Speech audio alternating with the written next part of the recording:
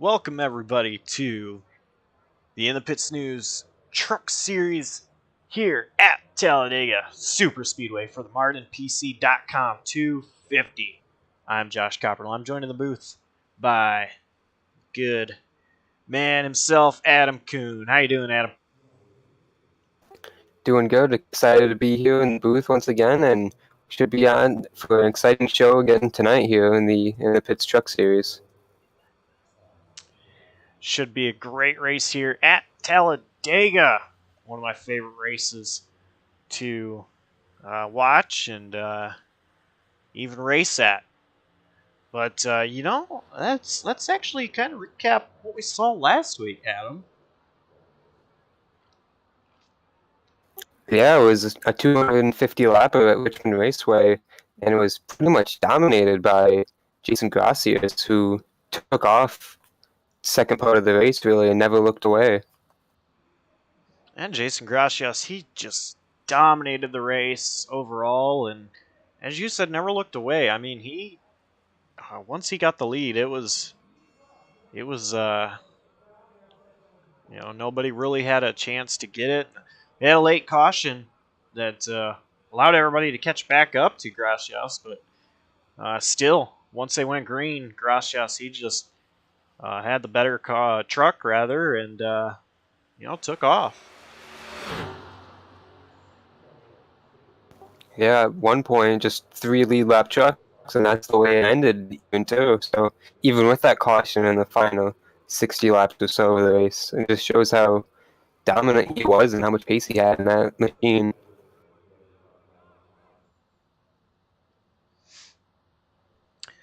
Well, today we look forward to Talladega. You know what else is going on right now, Adam? The iRacing Uh, 24 hours of yeah, Daytona. yeah. A lot of guys in this race tonight are just coming from it, or were in a race earlier today, last night, or in one right now. So we got a bunch of guys kind of doing double duty, really, between the two.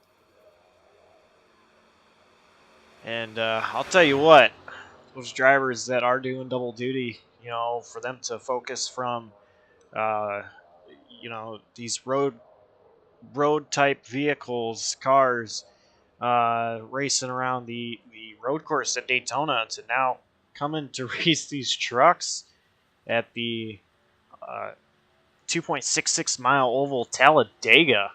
That is a big difference between the two tracks. So these drivers, they've definitely got a challenge going from, you know, braking and doing lots of left and rights to here just, it here it's not, not so physical as it is demanding and mental watching the drivers around you. And pack racing is what we'll see here, So these drivers, they'll be full throttle most of the time throughout this race. So it's not as physical, but this race still is very mental on you to make sure you're watching other people's moves, other drivers' moves, to make I'm sure practice that sitting here.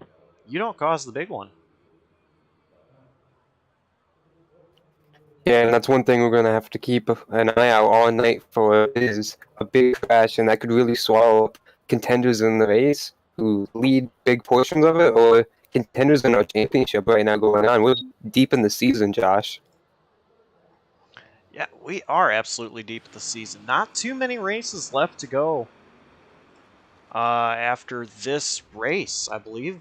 After tonight, there will only be 3 races left, which is Lucas Oil, Milwaukee, and Homestead. So 4 races in all left to go with Talladega tonight. And afterwards, 3 different tracks on the schedule. And up top, the points gap can really be changed. So just one crash can really influence the entire uh, dynamic of the points lead going into the final 3 races. Speaking of the points gap, let's actually go ahead and look at the points. See right here, Cameron Caldwell still has a points lead over Alonso Chocano. Those are the 2 drivers that has really been the focus this season. Was 17 points going into Richmond, only 15 points after Richmond. So Chocano, he didn't gain a lot of points over Caldwell, or to catch Caldwell rather.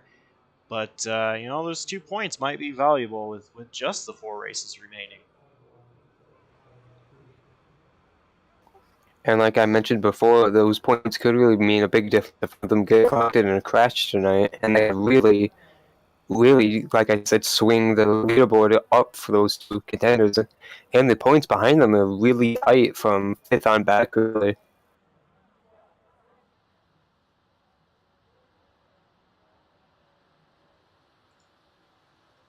Let's go ahead and look at our team points. Radius Racing, 288 point advantage over second place. SBLD, 811 points overall in the season. Radius Racing has just dominated the series so far.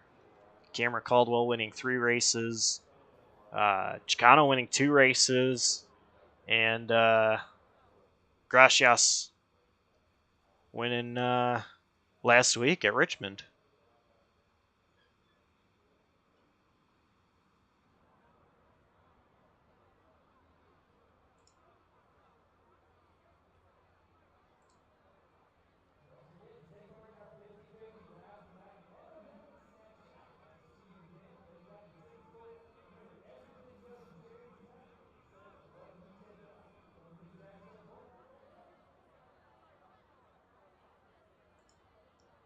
Mic check.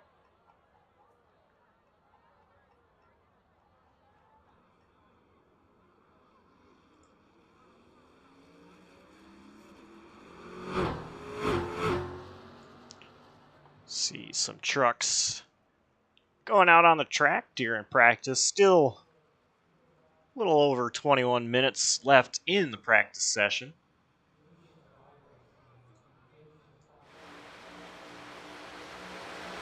Three drivers, looks like Jackson Samsel, Zach Probst, and David Rand out there taking some practice laps.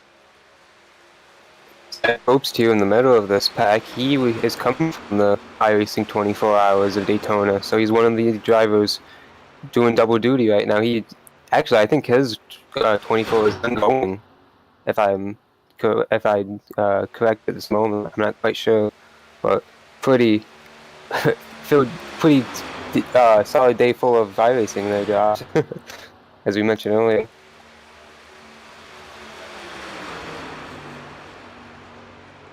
Yeah, some drivers, their 24 hours Daytona are already finished. Others, as you mentioned, with Zach Probst, still going. So Probst, he actually originally was scheduled not to race tonight, but he was able to find some time in between stints to quickly make a very fast flight from Daytona to Talladega to race his truck tonight.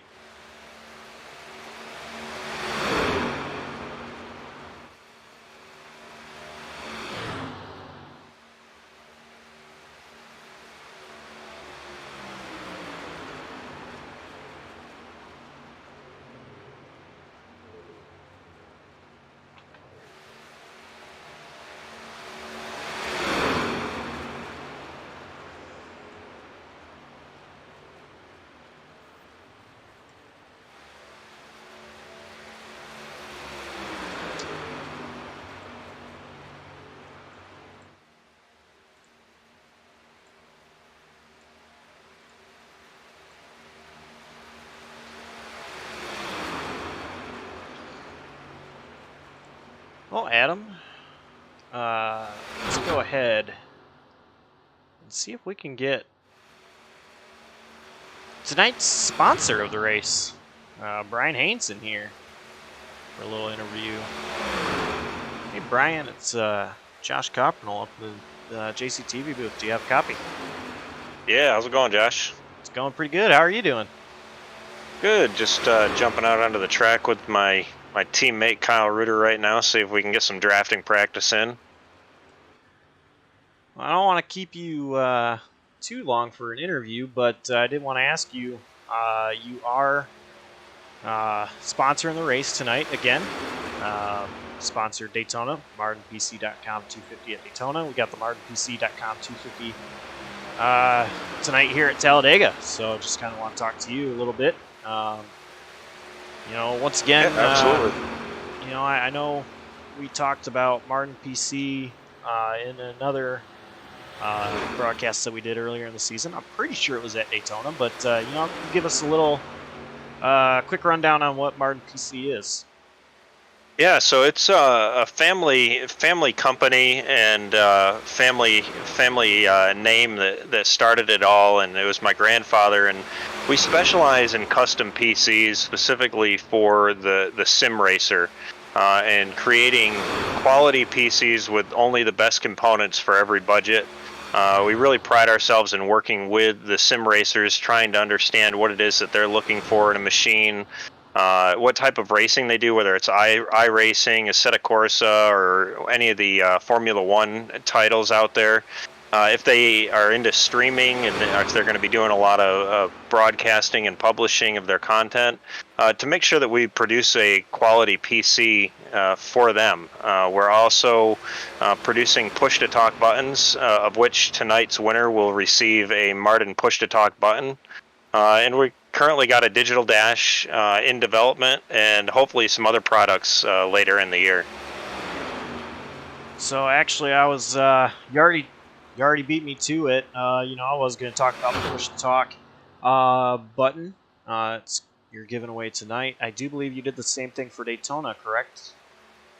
I did one for one of the races. It might have been Daytona. I did one a couple weeks ago. We just released our newest version of the push-to-talk. It's a completely custom 3D printed module. Very durable. It works really well on the MPI wheels, but can really attach to any sim racing wheel that you have that has enough space and you're in need of a push-to-talk button. Sounds like a pretty cool product if you ask me. Because I know, like, when I'm racing, there's only so many buttons that I have on my wheel. And, having one extra button would definitely help out a lot. Yeah, and a lot of guys, such as myself and my teammates, have moved to the MPI wheels because they mimic our real-life race cars as far as the weight and feel of them go. And most of them don't come with any buttons on them.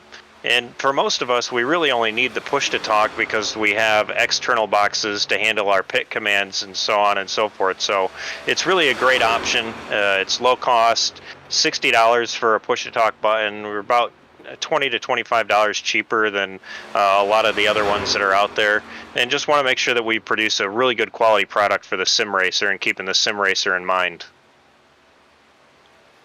Alrighty, well, definitely have to see if people can check that out. Find that at MardonPC.com. Yeah, well, I appreciate everything that you do for us here, Josh. It's been fun to jump back down out of the booth and race with these guys a little bit, especially in a race that I'm sponsoring. So appreciate everything you and Adam are doing up there tonight, and hopefully we put on a good race for you guys. Alrighty, well, thank you for taking the time to be interviewed. And, good luck tonight. Thanks again, Josh and Adam. Appreciate it.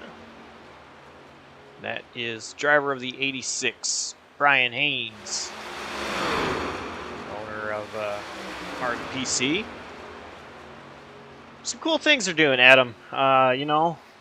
Giving back to the sim racing community, specifically for, the winner of tonight's race.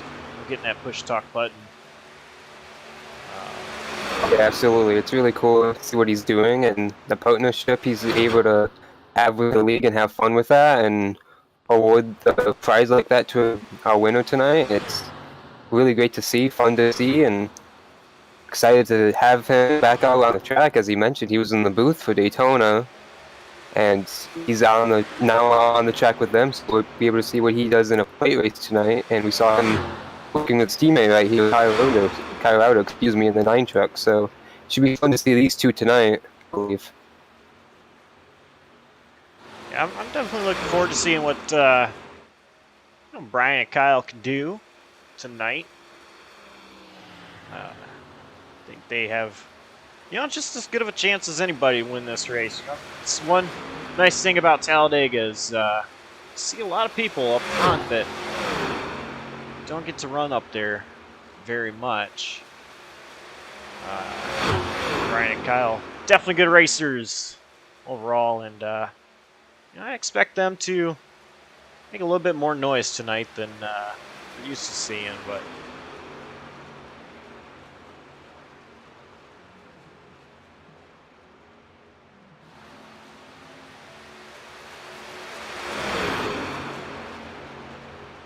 still just a little over 12 minutes left in practice before these drivers start their qualifying laps, and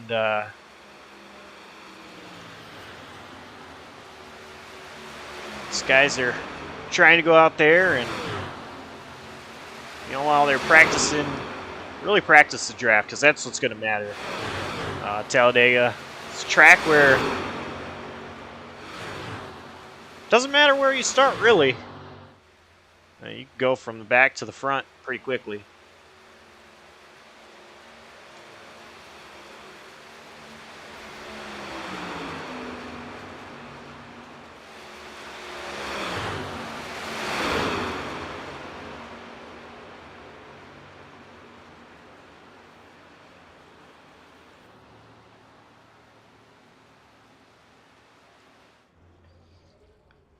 Currently, Jackson Samsel isn't on track, but he is fastest in this practice session so far. As well as Zach Probst sitting in second place.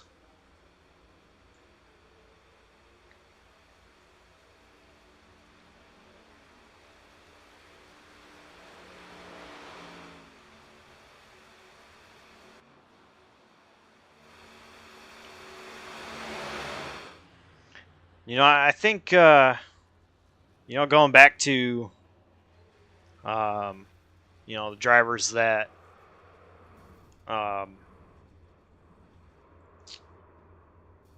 racing Daytona 24, we definitely don't see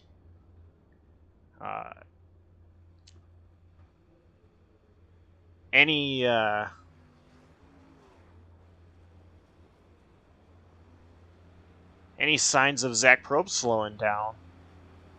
Like I was saying, he was sitting second, currently fifth on the practice charts. But it'll all change.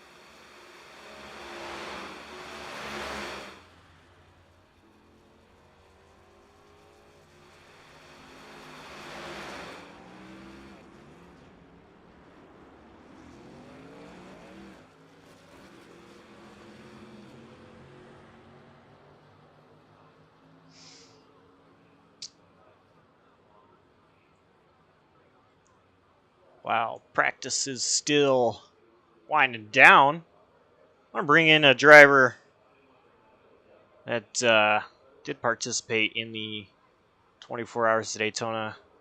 Driver of the 12, Cameron Caldwell. Cameron, how you doing? I'm doing all right, Josh. Could be a little bit better, but that's how it goes sometimes. The 24 didn't quite go our way. We were leading for a while, and then one of my teammates was pushing it a little bit too hard, and got that nasty curb in the backstretch bus stop, and it just kind of ended our race. So that's how it should go sometimes. So looking forward to racing here at Talladega tonight, hoping that we can kind of turn luck around, I guess. Are you feeling any fatigue after racing in the Daytona 24? From my understanding, your team attempted 2 different times, so I'm sure you've not gotten a lot of sleep. So are you feeling any fatigue going into tonight, or how are you feeling getting ready to hop into that 12 truck? Yeah, I'm pretty tired. We were originally supposed to start racing at, I think, like 5 Eastern last night, and we did that one, and we got, I don't know, 4 hours into it maybe, and then Dakota and Alex, they both had internet issues that we believe were caused by something wrong with iRacing, and we had race winning speed in that split, but we weren't going to be able to come back because of them getting kicked out while driving. So we decided to retry, and we kind of scrambled some stints together for the 2 a.m. one, and it's going pretty well until it wasn't. So I'm pretty tired, but I've woken up a little bit. I took a nap for about an hour before this race started. And I took about another hour nap earlier after one of my stints. So I'm running about 2 hours of sleep, more or less. So pretty tired, but I'll be fine for tonight. All right. Well, wish you luck in the race tonight. Maybe we'll talk to you a little bit later on in the race. Yep, sounds good. Thanks, guys. And that was driver of the 12, Cameron Caldwell. Another driver is participating. Actually, last I heard, still participating in the 24. Hopping on over to Talladega, as we were talking about Zach Probst. Zach, how you doing? Good. How are you? Doing pretty good. Tell us how's your team doing? We started out well. Got into the top 10 from 46th after 2 stints. Wrecked it a little later though. Currently running P15. 21 laps down. It's unfortunate, but at least you guys are still able to run some laps, maybe get experience. Question I have for you is, are you feeling any fatigue going into this race? I'm sure, just like other drivers doing the 24, haven't gotten that much sleep. So, how are you feeling getting ready for this race? I'm feeling pretty good. I have a stint right after this race, so I hope I can make it through that. Yeah, feeling pretty good. Not really that tired right now. That's good to hear. Well, hopefully your race here goes well, and getting into your stint right after this Daytona, able to still not feel too tired and fatigued.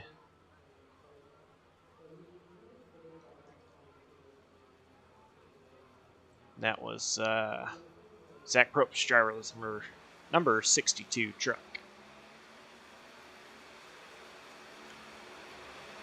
Well, Adam, just under 5 minutes left in practice until we get qualifying underway. Yeah, and we see a lot of trucks not taking time and a lot out on track, getting last chance at draft practice before we get into the race here tonight. Truck qualifying, of course. I gotta ask you, who is your pick to win tonight? You know, it's pretty difficult to pick. Talladega, anyone can win, really. But, you know, I'll kind of go on a limb, and I'll pick Brian Haynes. Why not? The 86 truck. We talked to him earlier, and he's pumped to be out there, and he's top of the board right now in practice, it looks like. So, pretty speedy in that 86 machine. That's actually a really good pick, and you know, I just want to tell the viewers, you know, Adam and I, we always discuss our picks pre-race. We didn't tonight, and I'm really stumped on who I'm going to pick. Brian Haynes is a good choice, and I probably was going to go with Brian, but, you know, I think drivers like Kyle Reuter, Alonso Chocano, who actually won at Daytona, those are drivers that you're also going to want to watch out for. Jackson Samso, he's had a couple of strong runs, a couple races he's done in the Pits News Truck Series. So you know what? I'm gonna go out on a limb, just like you. I'm gonna say 75 gets it done. Jackson Samso. It is a limb, and he is pretty speedy tonight, and it is his super speedway debut in this league. So we see it will be our first chance to see what he's able to do here on one of these big type of tracks, and this is really where we can see drivers first make their potential because of the unpredictability of the race, you know?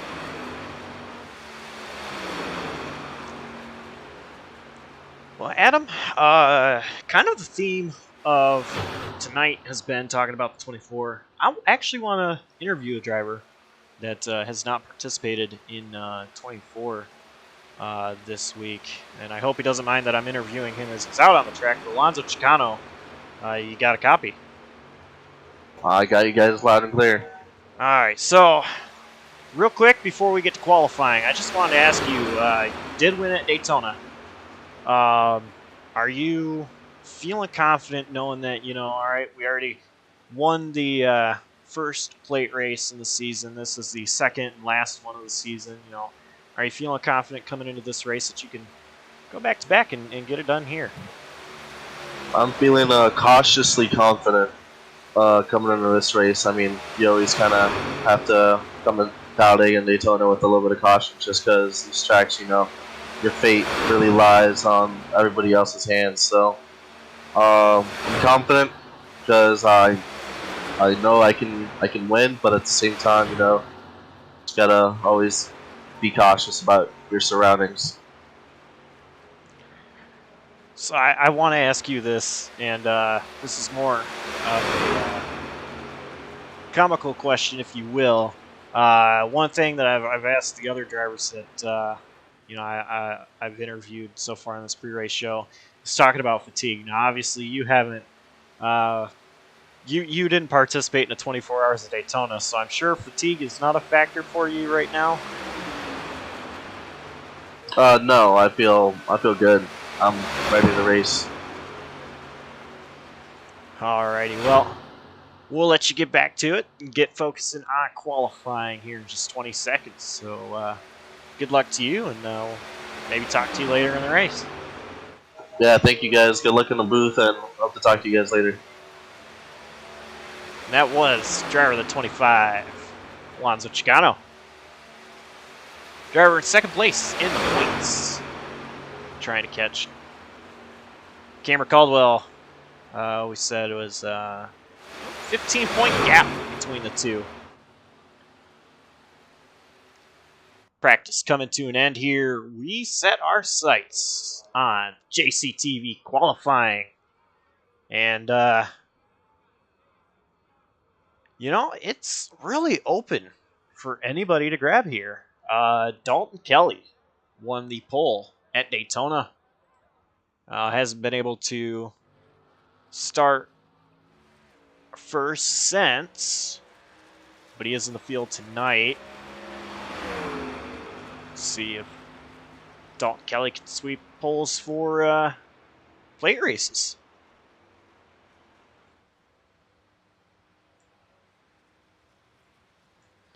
Zach Probst first out on track. So we're watching Zach Probst take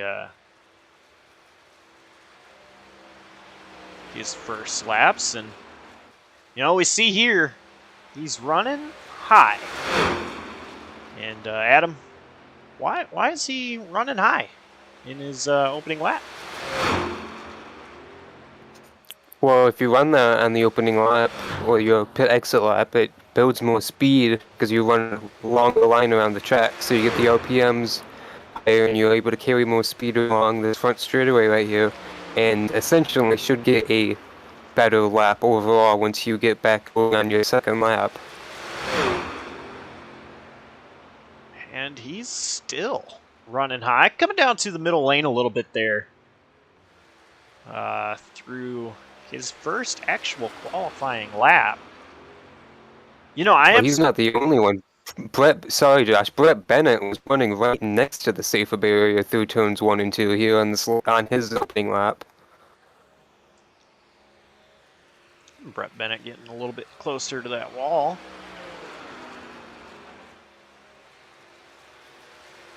He's not quite up there now that we're watching him, but see if he gets up there.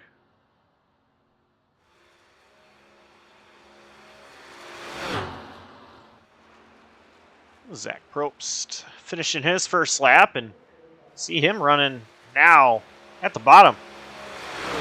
Right against the apron, that yellow line. Yeah, now lap 2's the money lap, so he's gonna try and hug that yellow line as much as he can, and that's what he's doing to get the best lap around the racetrack. And I am surprised. Some drivers prefer to stay right up against that line, that yellow line, all throughout the track on their money lap, their fast lap. Other drivers prefer to kind of, on the straightaways, go up to the second lane, and saw Zach Probst in the second lane there on the backstretch. And doing so, again, coming to the checkered flag, but that lap is going to tie Probst with Brian Haynes for the top spot. Haynes has the advantage.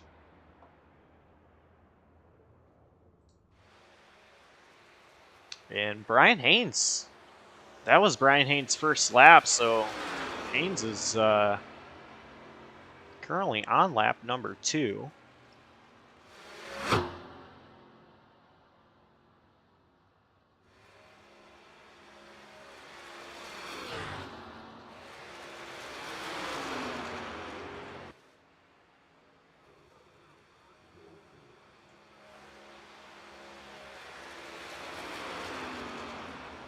Brian Haynes did not improve his time. Tom But we Bourne. had a lot of action on top of the leaderboard. Alexander Kerfin knocked off Brian Haynes, then Gracias beat him, and then, as you mentioned, Tom Bourne just beat him. Actually, Tom Bourne, Jason Gracias, and Alonso Chocano all tied with a 55.87.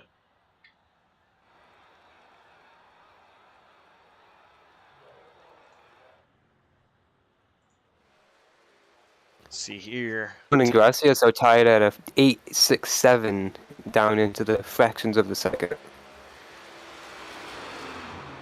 See there, Tyler Watermolen crossing the line. That puts him 12th.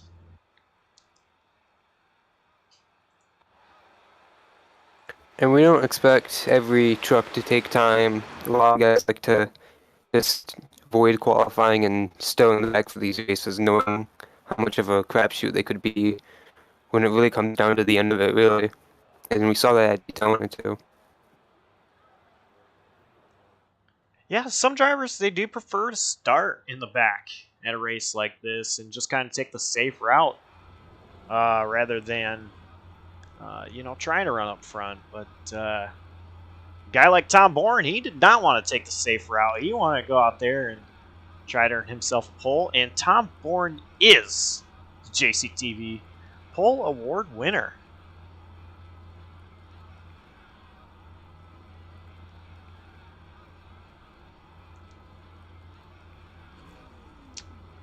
Tom Bourne will start first. Jason Gracias second. Alonzo Chocano third. Alexander Kerfan fourth. And your pick to win, Brian Haynes, start in 5th place.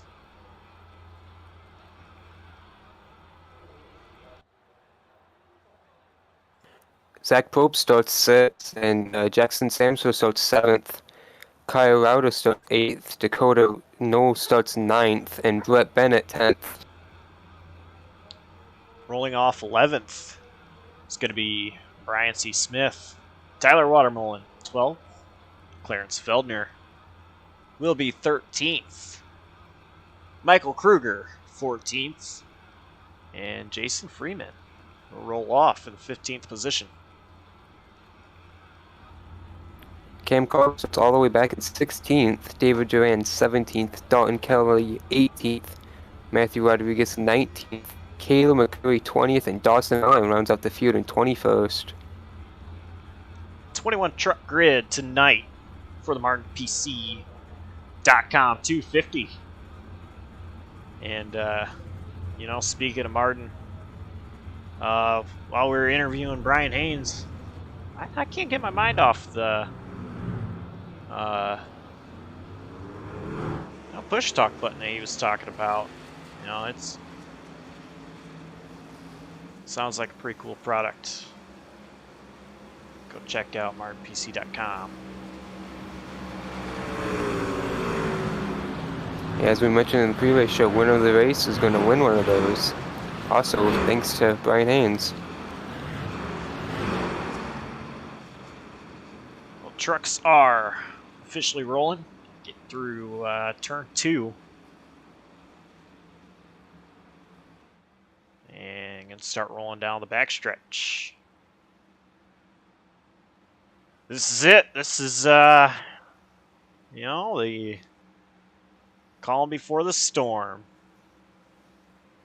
Rolling around here behind the safety of the pace truck before these guys get turned loose for 94 laps around this 2.66 mile super speedway, Talladega. Yeah, this is definitely going to be a long race in terms of the aggression. I expect it to be ramped up almost the entirety, but we might see calms in the storm, kind of single file. Depends on who controls the race, but at the start, everyone wants to grab the lead and take that control, so it could be wild at the beginning here.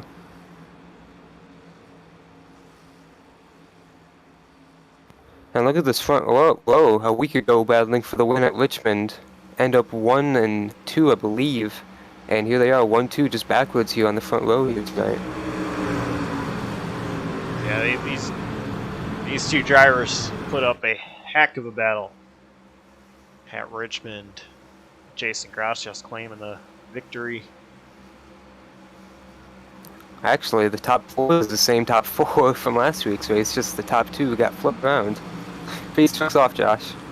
Pace truck is off, and these drivers, they have to wait till they get the green flag from iRacing to start the initial start of the race, and they got it. Green flag is out. 94 laps. Tom Bourne leads them. Jason Gracias, the outside lane, got a great jump.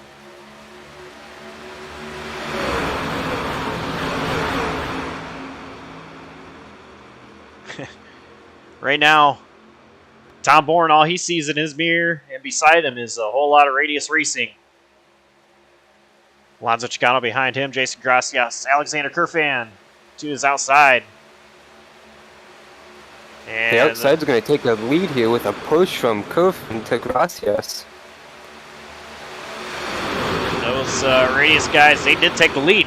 So Jason Gracias will continue where he left off at Richmond, and that's from the lead. As Alonzo Chocano looks to the outside, jumps in front of Zach Probst.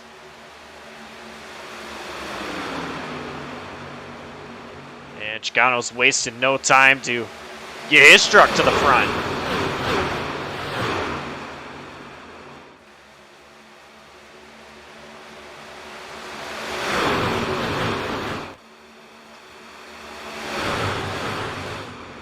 Well, we talked to him in the final minutes of practice, and he said he was cautiously confident, and that was a pretty confident pass to the lead with a push from Probst, and he's going to clear Gracias close into turn 3. Wow. And Gracias didn't want any of that. He's going all the way to the wall. And he's going to go all the way to the back because of that. But this might be a planned move from him. He looked like he was uncomfortable with that move. And Zach Probst all the way to the lead after that move there, and currently being pushed by Brett Bennett. Yeah, that outside lane looks pretty speedy there tonight so far, and Probst continues to lead from that lane as the radius guys push, trying to get past these guys on the bottom lane. Tom Bourne, he's behind them, kind of sticking his nose out a bit down the straightaway. Now Alonso with the advantage into 3rd. See some drivers in the back trying a 3rd lane. Looks like a 57 truck of Matthew Rodriguez with... who else? Jason Gracias behind him.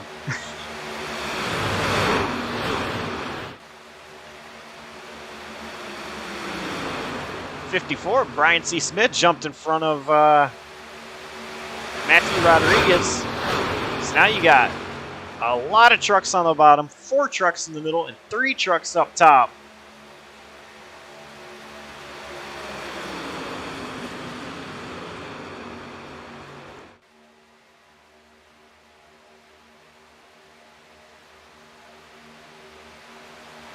And somewhere in that mess is Cameron Caldwell, who absolutely just wants to have a clean race to the end to try to keep the points gap between himself and race leader Chocano.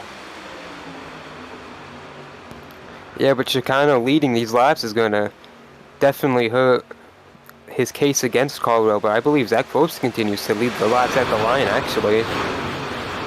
Probst did lead that lap that time by, and you know, it seems like the outside line gets an advantage on the exit of the corner, whereas the bottom lane gets the advantage going into the corner. So Probst, he is looking good right now until Brett Bennett jumps all the way to that outside line.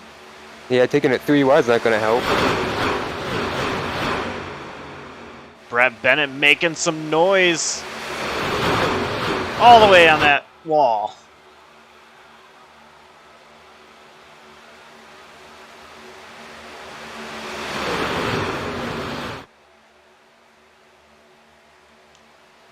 And all of that momentum absolutely just got killed as everybody except Brett Bennett jumped down to the middle line.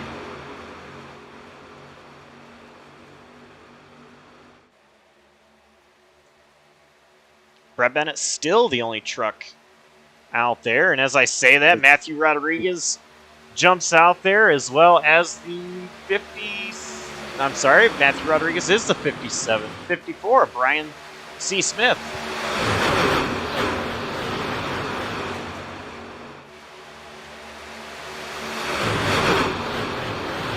Meanwhile, up front, Zach Probst is getting a huge push from Micah Kruger in that 42 truck. He is just staying right behind that 62 throughout this entire racetrack and just helping that outside lane take the lead as the 2 outside lanes kind of form into one. Now Kruger looking for the lead on his own on the inside.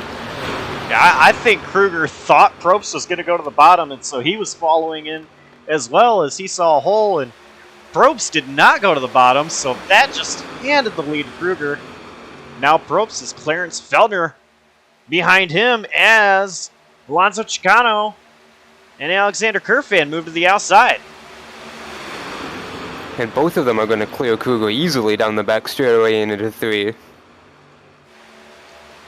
So new leader once again in Alonso Chocano. And I think this time he's actually going to keep the lead as the middle lane is absolutely just scattering out. Probst has no case to get up there and get the lead this time around, so Chocano is going to lead that lap.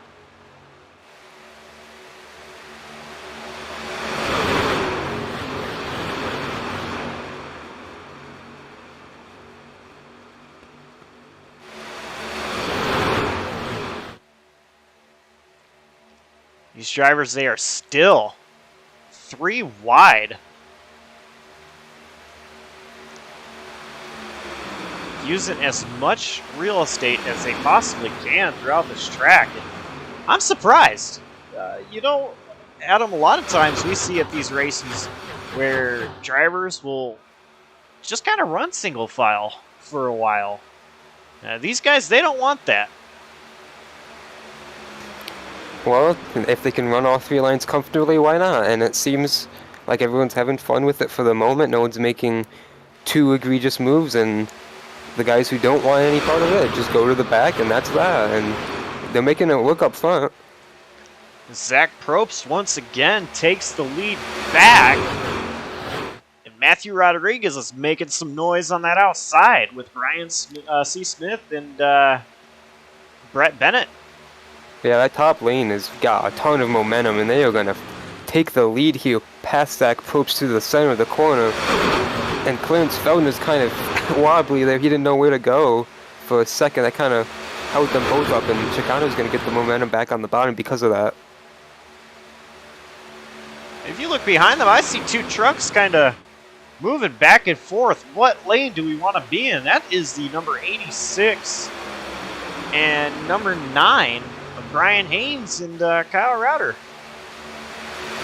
And, you know, I think as much as Brian Haynes would love to get rid of one of those push-start buttons, he wants to win this race as well. So Brian Haynes, he's going to do everything he possibly can to get up there. And you saw him and his teammate looking, trying to find out, where can I go? How can we get up to the front?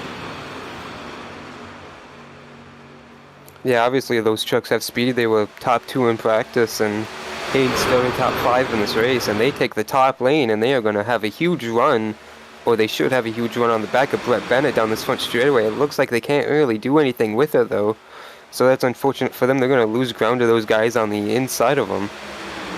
But this pack up front is 3 by 3, and they are pretty even for this lead with Matthew Rodriguez, Zach Probst, and Alonso Chocano. And it got real tight there going into turn 1. Clarence Feldner moved up just a little bit, and I thought that was going to be it, but great job by Clarence Feldner not to get too high up into the outside lane to take out that high lane. That's the 77 truck. Discount Tire. 4th in the points. Clarence Feldner, he's had a great season, and you know, he's a driver that's really ran under the radar a lot. In the races until the end, close to the end of the race. And he really shows up, and I think that's why he's sitting in 4th place. In points, that is.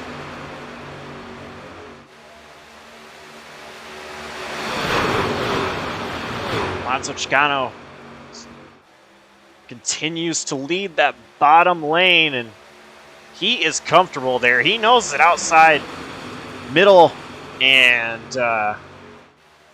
way out there next to the wall is fast on the straightaways, but he is just sticking to the bottom with teammate Alexander Kerfan right behind him. I think he is super comfortable down there knowing that he has a teammate. Oh, absolutely. He led 51 of 100 laps at Daytona, so obviously he's going to be the guy to look out for today. And with a teammate, that's just game over for us with the field at the moment. They need to either split those guys up or get ahead of them, and they've tried, and that middle lane has just kind of evaporated, and we see more trucks up top, but they just can't get as big of runs as they were getting, especially with that middle line being so weak. And here goes Michael Kruger with a huge run. He pulls in front of Probst, and he's going to take it, and Alonso's going to block a bit, but 42 is going to go right on by here. And that checked up the middle lane, but ultimately it's helping the middle lane as Kruger takes the lead, jumps down in front of Chocano. Jason Gracias has a huge run down the end of the back straightaway and took it to the back of the 77. Here comes Alonso with a run. He's trying to get back that lead from Kruger. Alonso Chocano to the outside. Jason Gracias way outside, trying to make some noise in that third lane. Chocano right back to the lead. And he's going to clear Kruger, get right back down to that bottom lane. So now he doesn't have a teammate behind him. In Kruger being directly behind Chocano, but Kruger, he really doesn't have anywhere to go at the moment. Dave's pushing Alonso out in front of the field even further, and he's trying to shape that 25 truck up for a run. Here comes Kurfan trying to get back up to his teammate. He blocks Zach just in the middle lane. And I'm wondering here if we're going to see Chocano go in front of Kurfan, but it doesn't look like it, as Kurfan still in that middle lane. Advantage Chocano at the line, not by much. These drivers, they're really starting to dice back and forth and jockeying for positions.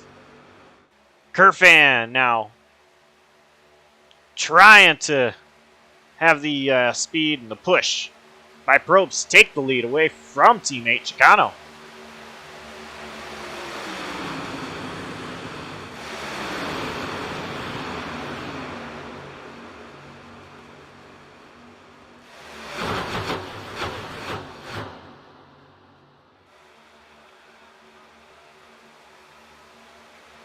The outside lane has no help right now, so that's leaving these two teammates side by side, and with a push from Zach Probst, it looks like Kurfan might have the advantage to lead this at the line.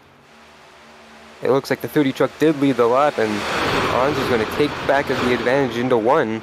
Here comes Brian Smith and Brett Bennett on the top side trying to get that lane rolling, but they just keep having issues up there. I'll tell you what, Adam, one thing we saw at Daytona was these drivers racing just like this and keeping it clean. We saw only 2 cautions at Daytona. Man, I am tense, and I'm in the broadcast booth because I just keep seeing all these moves and thinking that something wrong is about to happen. But these guys, as Kurfan gets loose, but does a great job at keeping it straight. As I was saying, one wrong move, and this thing can take out the whole field. And that right there, that wiggle by Kurfan, could have been it. That could have been the big one that, you know, I'm just so tense trying to predict these moves. Yeah, these huge runs, they really know where to take them, and they've done a good job on keeping hold of their trucks and keeping them straight here. Especially Kurfan there with that big save there off of forward. Alonso Chocano has the advantage now by a whole truck length over Kurfan, but Kurfan with the advantage on the exit, so Kurfan still looking to lead the lap, and it looks like he will be able to lead, not by much.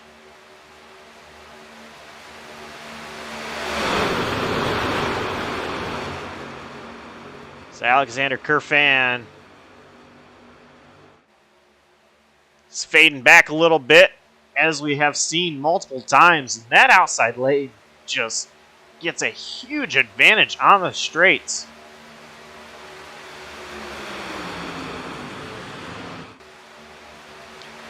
Some drivers in the back start to kind of lose this pack a bit, and I'm wondering if that's kind of part of their strategy. As you see Jason Gracias, one truck starting to creep back into the picture.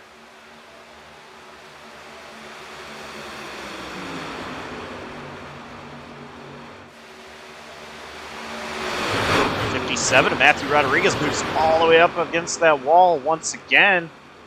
And he's going to put David Duran 3 wide in the middle. Durant, I think, wanted to go to the outside, and that hole closed very quickly.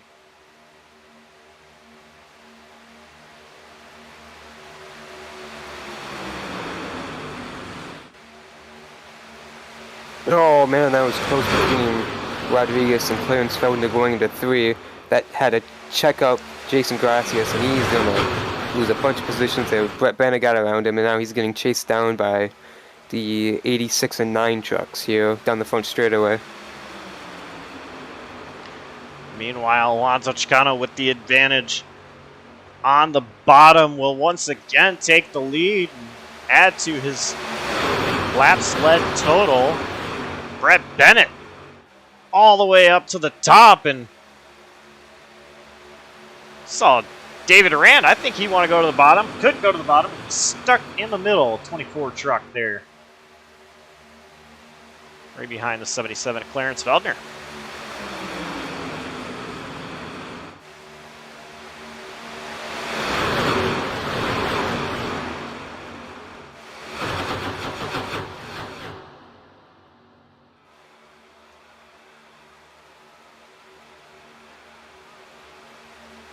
Alexander Kerfan with the advantage now.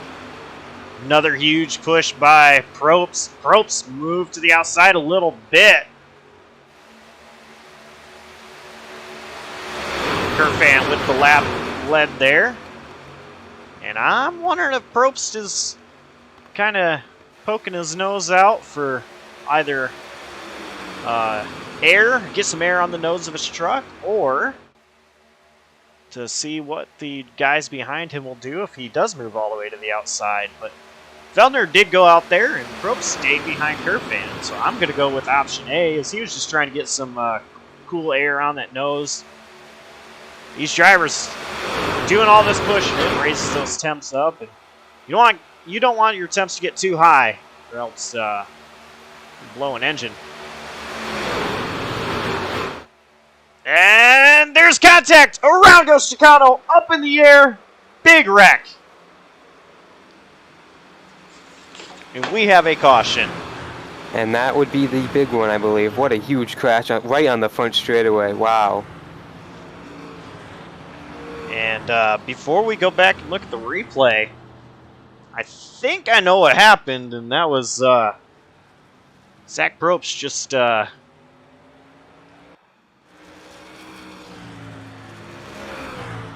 trying to get a little square push on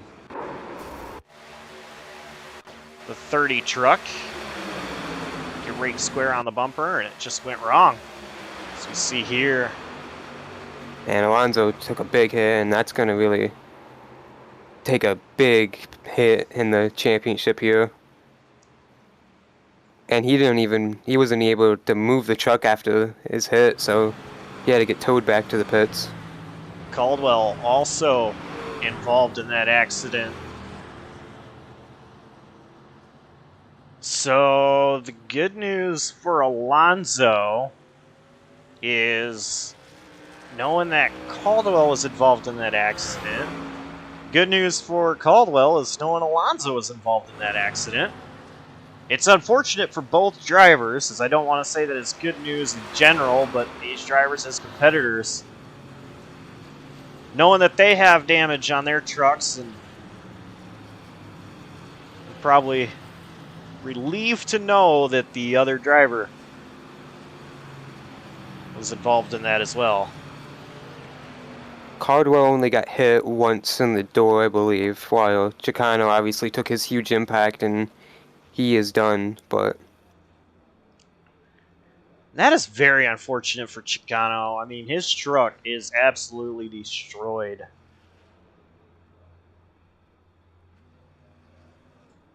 He was running a great race up front, leading all those laps too. yeah, we knew he was going to be top contender, but obviously out in front you're never safe, and we saw it there. And Tom Bourne's going to take the lead through pit stops. Wow. Tom Bourne is going to be the new leader. He had a 14-second stop, so it doesn't look like any crazy tire strategy came into play there.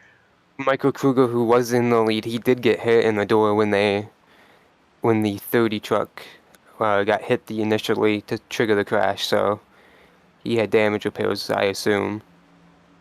You see a little bit of that damage on the right front of Kruger's truck.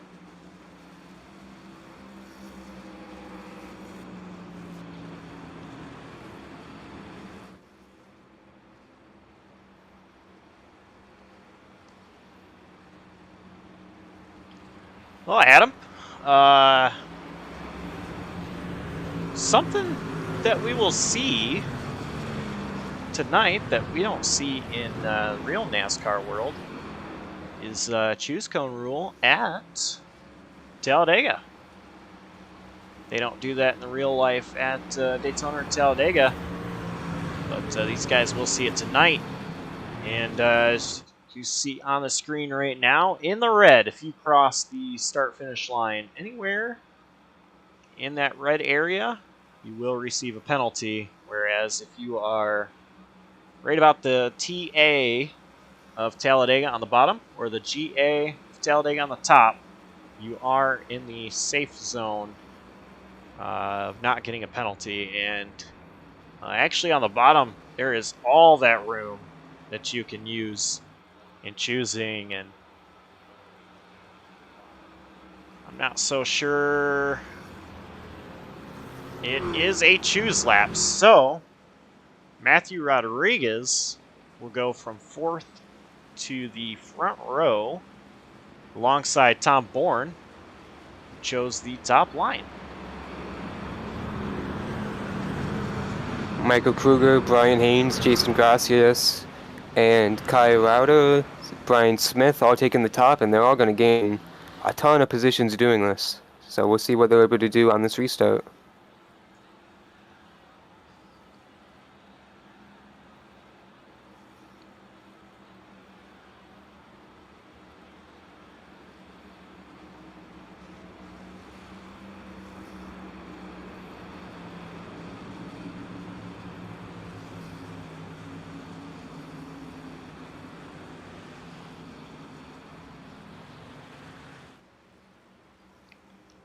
Tom Bourne leading his first laps of the night after claiming the pole. Didn't lead lap 1, and it seemed like he wasn't really a factor of trying to get the lead back. Currently back in the lead after first caution that we saw there.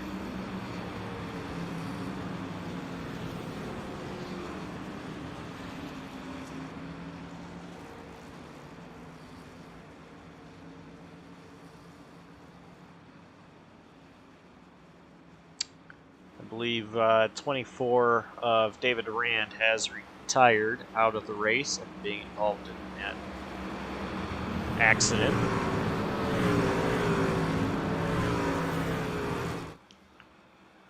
The pace truck is on its way in, and unlike the start of the race, you don't have to wait until given the green flag to go.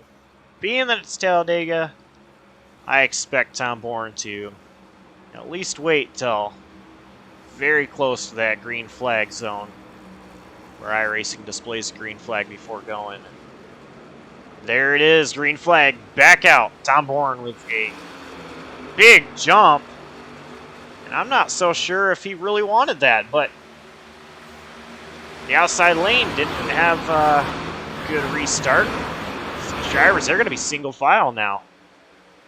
Yeah, that was a very disorganized restart, so it's going to be single file throughout most of the field here, and a lot of these trucks do have damage after that big crash at the front of the field, so no surprise to see that here.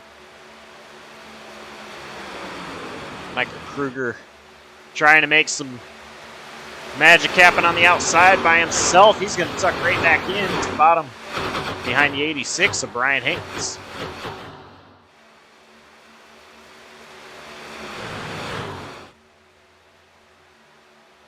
And Brian Haynes moves to the outside. In front of Clarence Feldner. And Feldner gets loose. Almost making contact with the 42 of Michael Kruger.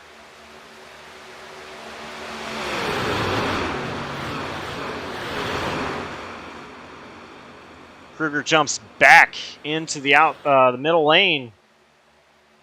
Right behind Brian Haynes and pushing Brian Haynes up there.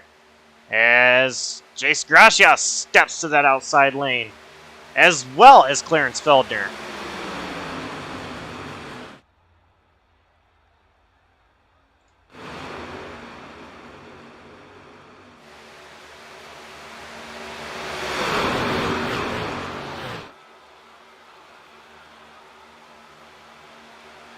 Brian Haynes with a strong run on the front stretch.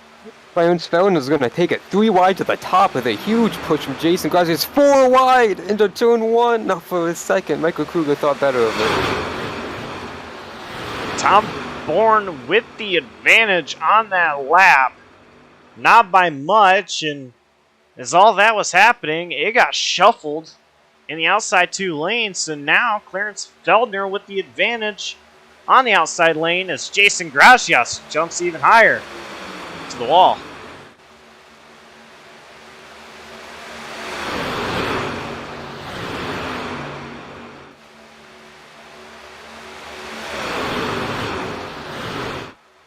Jason Gracias making work to get to the bottom, now back to the top.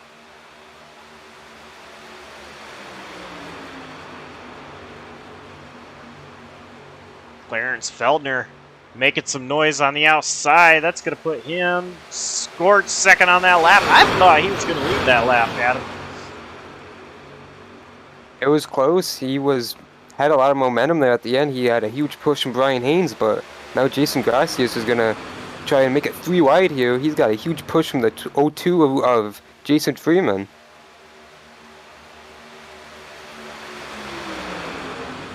We're going to be 3 wide for the lead. Going into turn 3, give Tom Bourne the advantage.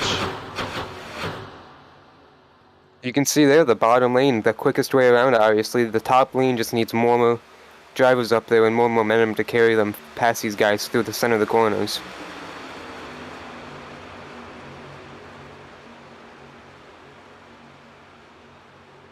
Cameron Caldwell up to 9th place after being involved in that incident. That is everything Chocano does not want to see. Is that 12 car go out there and start making up positions. Yeah, Alonso's going to really have to be on his game for the next 3 races if he wants any chance of this, honestly, at this point, where it's gotten with that crash and with Cam's consistency. But anything can still happen today and the next 4 weeks, so it's far from over now.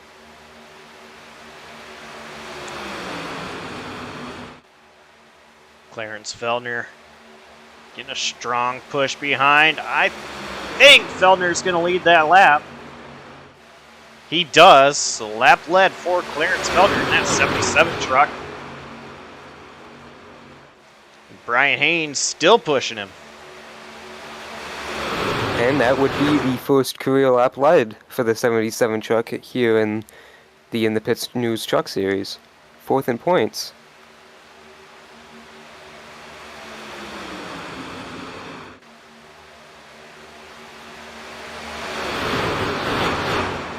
I thought after seeing that first caution, these drivers would be a little bit more cautious. After seeing that, yeah, they can wreck. But these drivers, they're still going at it. 30 laps into this race. Still 64 laps to go.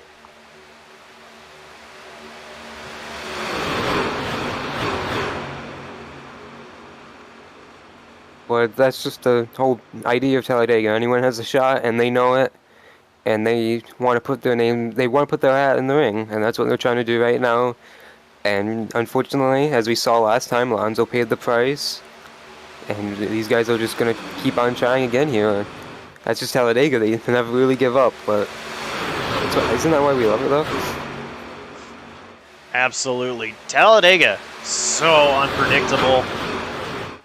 And you're never safe anywhere. I know a lot of drivers, they like to be in the back because they feel safer back there. I personally like to be in the front because I feel safer in the front. But as we see, you're not safe anywhere at Talladega, even if you are the leader. As you know, it's very unfortunate for Alonso Chocano to be involved in that. He thought he was in the safest spot he could be in, and ultimately, he was involved in that accident. And, wow, Jason Gracias. Elevator to the top and right back to the bottom. Meanwhile, up front, Brian Haynes gave Clarence Feldner a huge shove, and he took it and cleared Tom Bourne on the bottom. So, new leader in Clarence Feldner.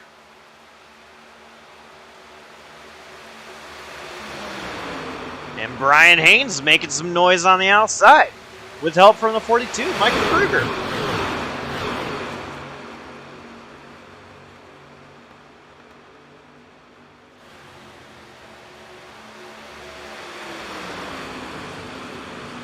Haynes moved up just a little, or I'm sorry, that was Feldner moved up just a little bit.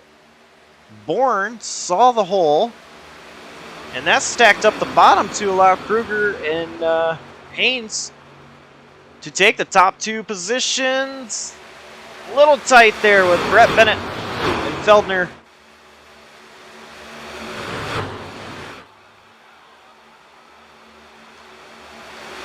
Now Brian Haynes with the top spot.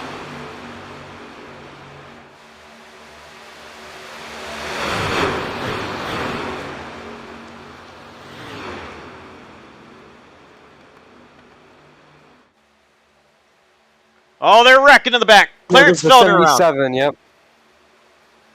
We stay green. It's on the apron, but man, Took a big shunt to the inside wall.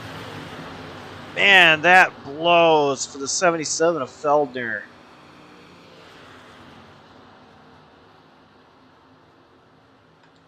Let's see what happened there. We're 3 wide. A little bit of contact with Tom contact. Bourne. Yeah, Man, not much, and it just took him around.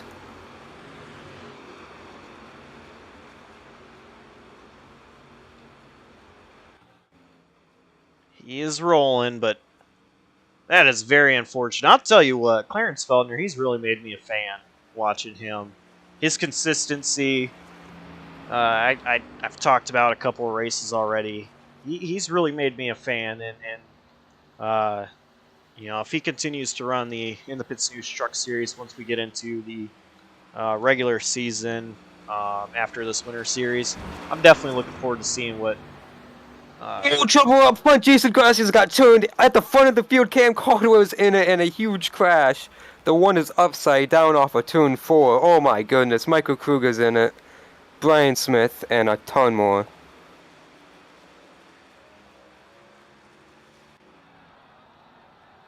Let's go back and see what happened there.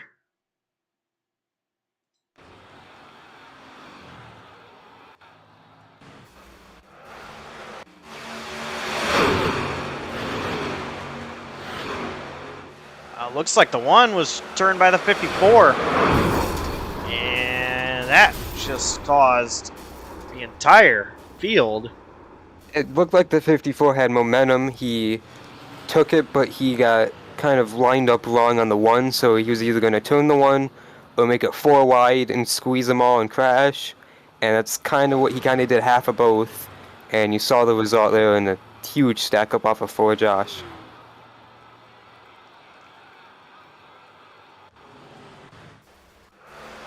Let's take another look at it.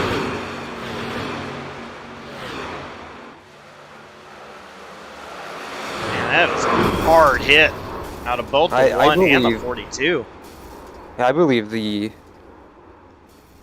was getting pushed, Brian Smith was, and that's what kind of started that all.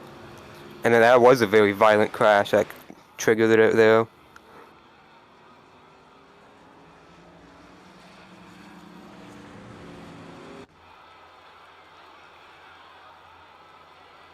And for Caldwell, not what he wanted to have happen once again.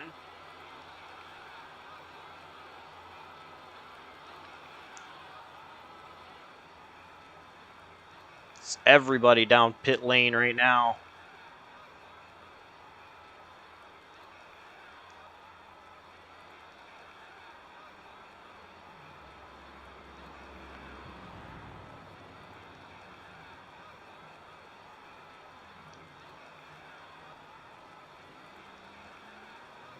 Brett Bennett will be the first truck off pit road, followed by Matthew Rodriguez, Brian Haynes.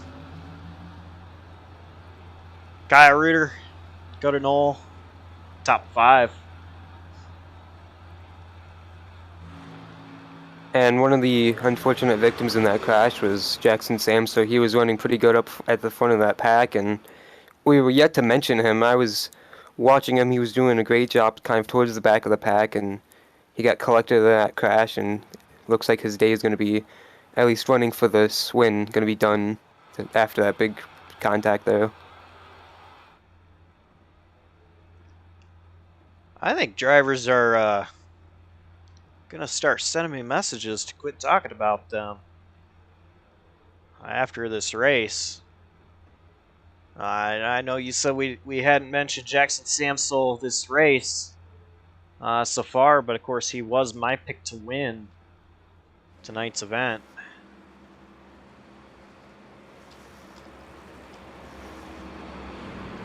Very unfortunate for him and the others involved.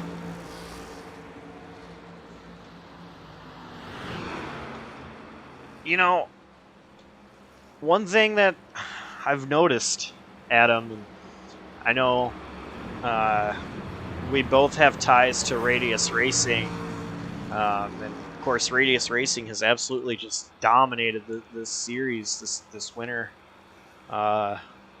season. There's only one Radius Racing driver that hasn't been involved in anything tonight. That's Dakota Knoll. So the door is wide open for somebody else to say, hey, you know, we're here.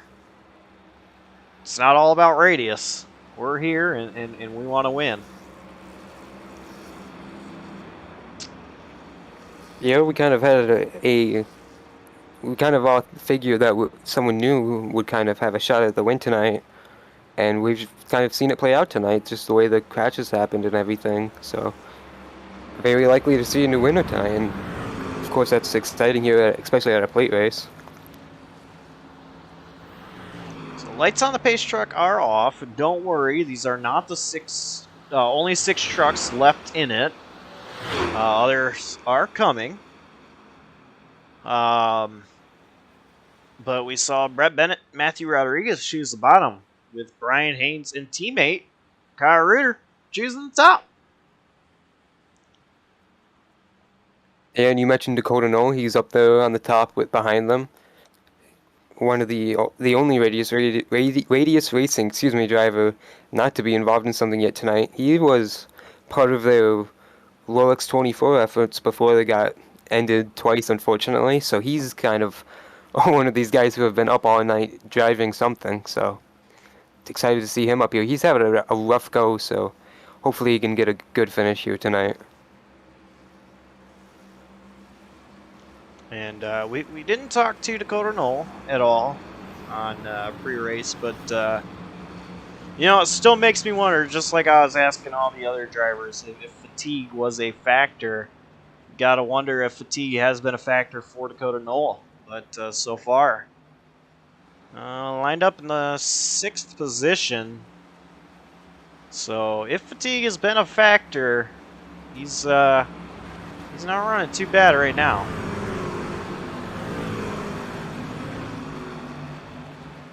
Pace truck's gonna make its way into the safety of pit road.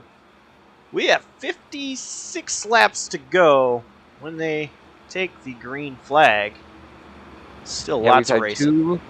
Two big crashes, and we're not even halfway yet, Josh. So what do you expect to see here as we get ready to go again?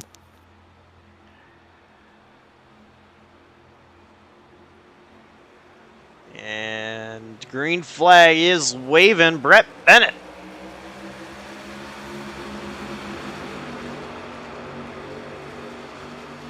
That outside lane got a better restart than the bottom lane. So here goes Brian Haynes trying to get around the 47 of Brett Bennett, but Matthew Rodriguez got to the bumper of Brett Bennett pretty quickly there. We saw the number 45, Dalton Kelly, driver we've not talked about at all tonight. Jump up top, and now he's behind the 86 and the 9.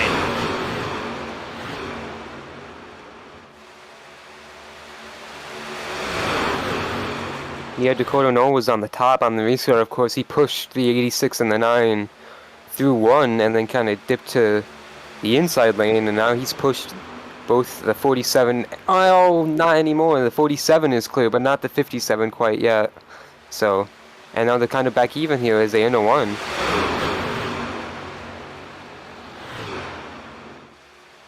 Brian Haynes, Kyle Reuter. Doing a great job in that outside lane, but gotta wonder how long it's gonna take for that outside lane to stall out. As I say that, more drivers move up there.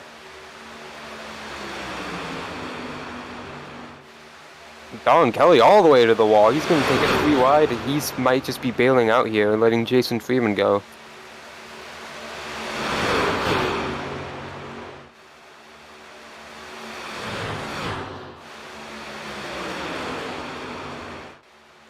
As the 86 and the 9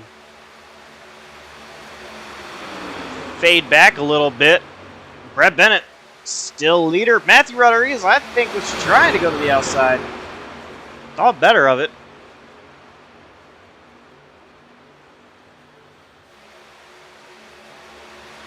Rodriguez stays down in that inside lane right behind the 47 of Brett Bennett.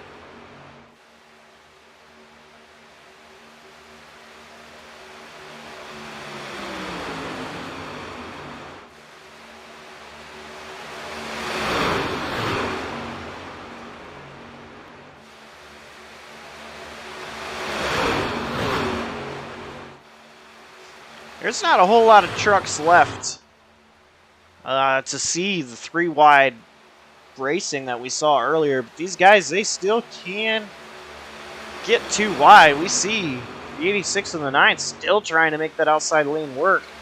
I think everybody's just kind of saying, hey, we've had enough of this. Let's just calm down a bit and let the laps tick down before we get too crazy again.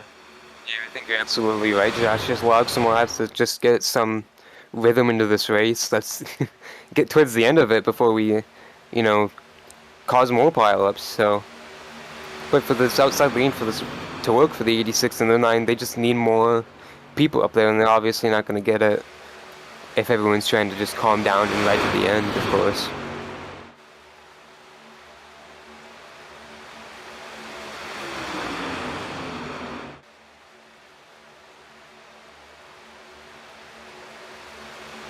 See in the back, Dalton Kelly and Tom Bourne kind of going back and forth between the bottom and the top, but just kind of tucking back into the bottom.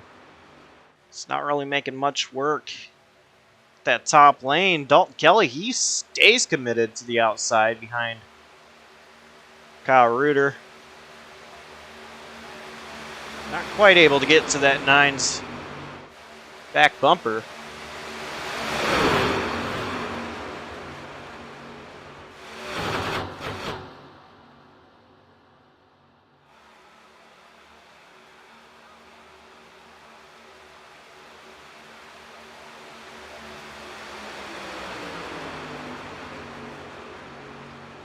I saw one truck crawl to pit road, and it is Cam Caldwell. I think he got back out just to get a lap down and pass a few guys, and he's crawling back to his pit stop very slow around the racetrack.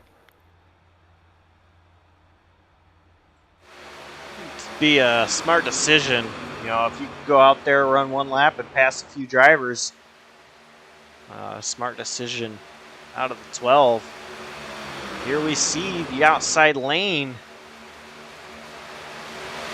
Brian Haynes, Guy Ritter start to get a little bit more even with the 47, Brett Bennett. Still not enough trucks on the outside to really help their case. Dalton Kelly moves back down to the bottom. Blue truck we saw towards the back of this pack. Dalton Kelly's going right back up to the top, though. He has a ton of momentum here into turn 1, so he's going to be right on the back tailgate of these two, or he should be down the back straightaway here, and try and help these guys go forward maybe. And that would be a huge help for the two BK Motorsports trucks up top. And Caleb McCurry. Looks like he's going to try to run that outside lane as well. And Tom Bourne jumps up there. And Tom Bourne goes right back down to the bottom.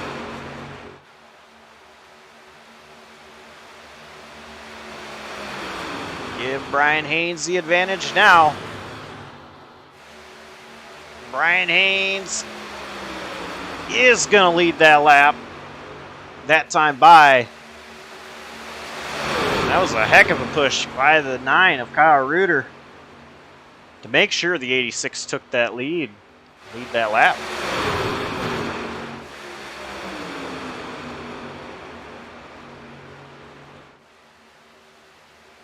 Oh, Brett Bennett, squirrely on the bottom.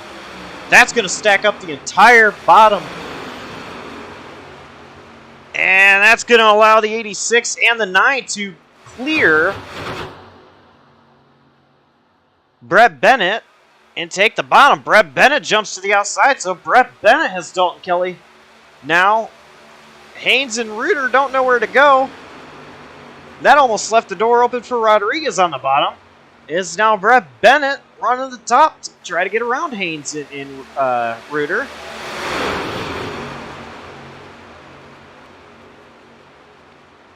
I'm not so sure what happened to the 47 that made him so loose. I didn't think it looked like there was contact between the 57 and the 47, but there might have just been a little bit of a bump gone wrong, kind of like what we saw earlier in the race with Zach Probst. Just not quite square on the tailgate of the truck in front of him, which caused that wreck. And I'm wondering if that was kind of what we saw, just in this case, not a wreck. Yeah, that definitely was a close call though for those guys, but look at the teammates of SBLD taking that outside lane, and even on the top they're able to take the lead. Brett Bennett and Dalton Kelly fighting against Brian Haynes and Kyle Rauda on the bottom there. Those are two teammates, also BK Motorsports, as we keep mentioning. So very interesting here. But now the 86 and the 9 have support behind them, unlike the 45 and 47, excluding Jason Freeman up top, who now goes right back to the bottom.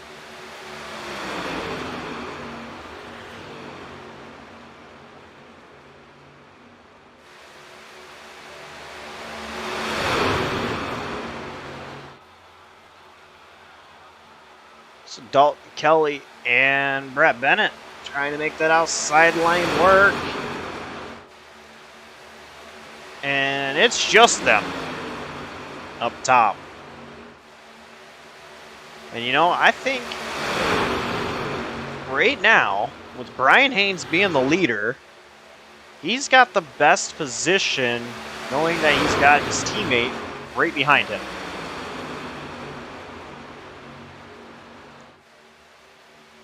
Absolutely, he's gonna really love having that defense mechanism, basically. As long as he can stay tucked up behind them, it's gonna really play into their advantage here towards the end of this run here, and hopefully the end of the race. You saw entering turn 3, Dalton Kelly went wide and off the bumper of Brett Bennett, which absolutely did not help them, rather hurt them. And I'm wondering if it was maybe to get some air on the nose, as you've seen the 45 all over the 47. And so I bet it is just to get some air on that nose to help cool the temps down.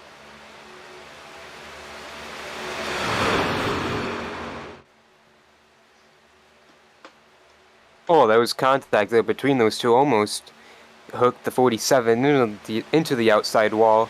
And now Dalton Kelly needs to catch back up to his teammate here. He's losing ground to Brett Bennett after that moment off of 2. Now they got Tom Bourne though on the outside lane. As soon as I say that, he goes back down in front of Caleb McCurry. And they have fallen way down the running order after that moment. looked like Matthew Rodriguez wanted to go out there, but I think as soon as he started to, he realized the outside lane was disappearing a little bit, and now there is no outside lane. Brett Bennett and Dalton Kelly, they tuck in to the bottom lane, so now it's all single file. And as I say that, somebody jumped to the outside. Jason Freeman and Dakota Knoll. Jason Freeman. And 20 truck. Getting help from the 5, Dakota Knoll.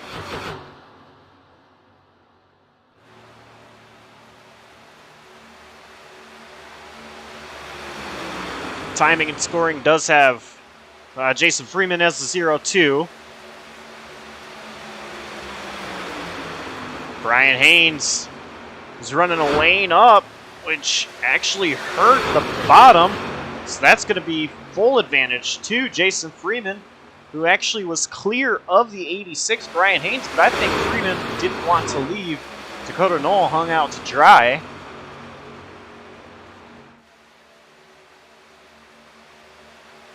That outside lane still all over the outside of the 86 and 9.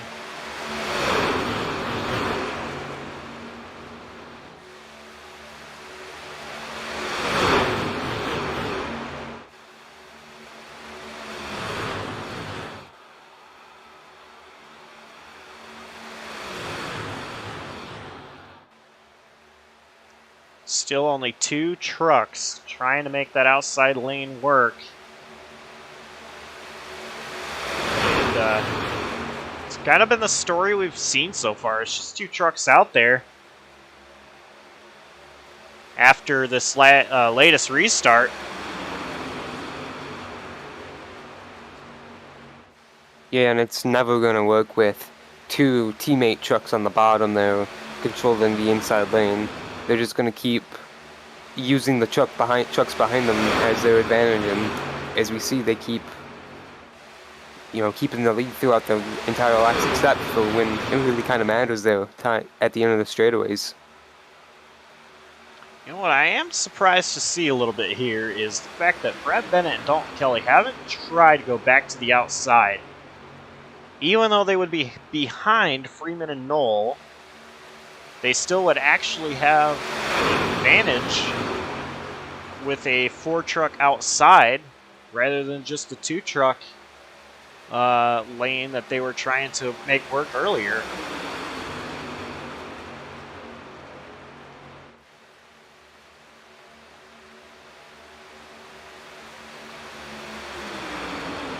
Wow, 20 and the 5 were not lined up at all down the back straightaway, and they were going to pay the price for that. Something happened.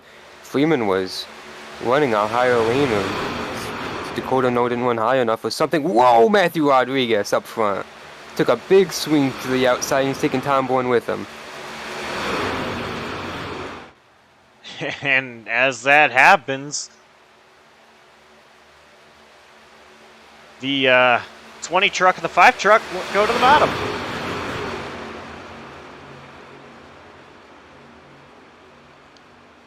So Rodriguez trying to make the outside lane work.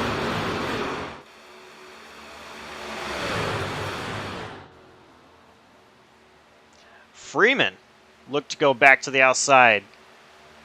Staying down to the inside, though.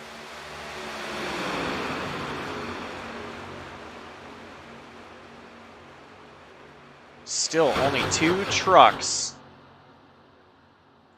on the outside lane, and Haynes and Reuter moved up a little bit, but then came back down into that bottom lane. I'm thinking Haynes is mirror driving right now.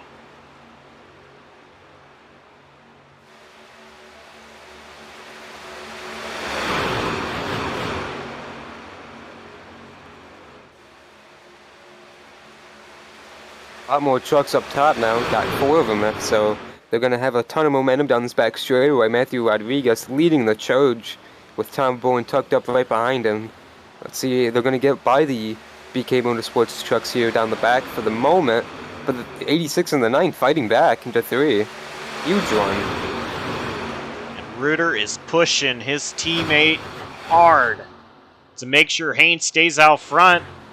And nobody is on the bottom now. Everybody moved to the top, so it's just the 86 and the 9 battling everybody.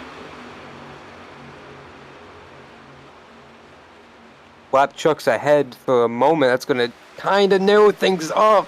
Whoa. As Matthew Rodriguez goes by, Clarence Feldner there. And I think the field saw that, went down to the bottom, and the only two trucks that couldn't were the 57 and the 87, Rodriguez and Bourne. Brett Bennett right back to the outside lane, though. His teammate Dalton Kelly stays to the bottom. So 3 trucks out there, but Brett Bennett all the way, not just in the middle lane, but all the way to the outside lane, trying to make that work just by himself. Brian Haynes moves up just a little bit, trying to stop the momentum of the 57, Matthew Rodriguez. Now Haynes and Reuter trying to go to that middle lane.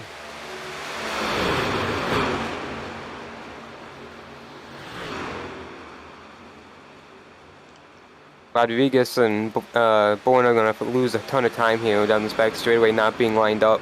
Actually, Bourne's going to leave him out to dry. He's going to tuck right in line and take a place in the bottom line while Rodriguez left to the top by himself with Tyler Watermelon way back in line. His line, at least.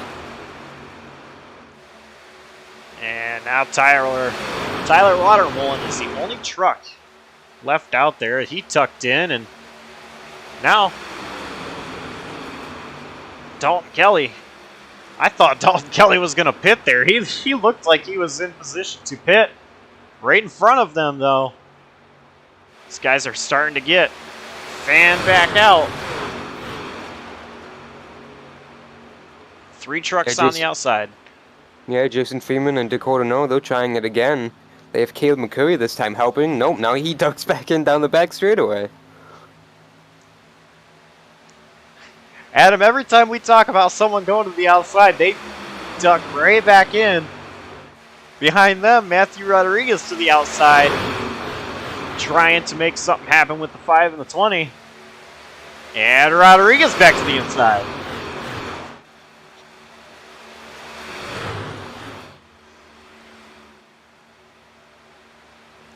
Ooh, Kyle Reuter went to the outside a little bit. I don't think that was planned to make that move. Might. Yeah, a little unsettling there for him in the center of the corner, or the center of the trioval, excuse me. I'm wondering if he's really dealing with a tighter truck right now. I know a lot of times when you're running fixed setup and you're running really tight behind drivers in front, once you get going on these tires, gets a little bit tighter on corner exit at Daytona Talladega. It makes it real hard to try to stay down. And I'm thinking that's kind of what's happening with the 9 is just getting tight. Off of turn 2 last time by the field lapped Alonso Chocano again for a 36th lap, but he is back on track at least, so he is making laps. He is 6 laps down to the next truck, though. That's Alexander Kerfan, and he is 13 back to Cam Caldwell, who is the point leader currently entering this race, and the guy he's chasing down. So I don't know if he'll be able to make up that many laps, but very, very much heavy damage to that truck, I should say. Caldwell is still in the pits, and you know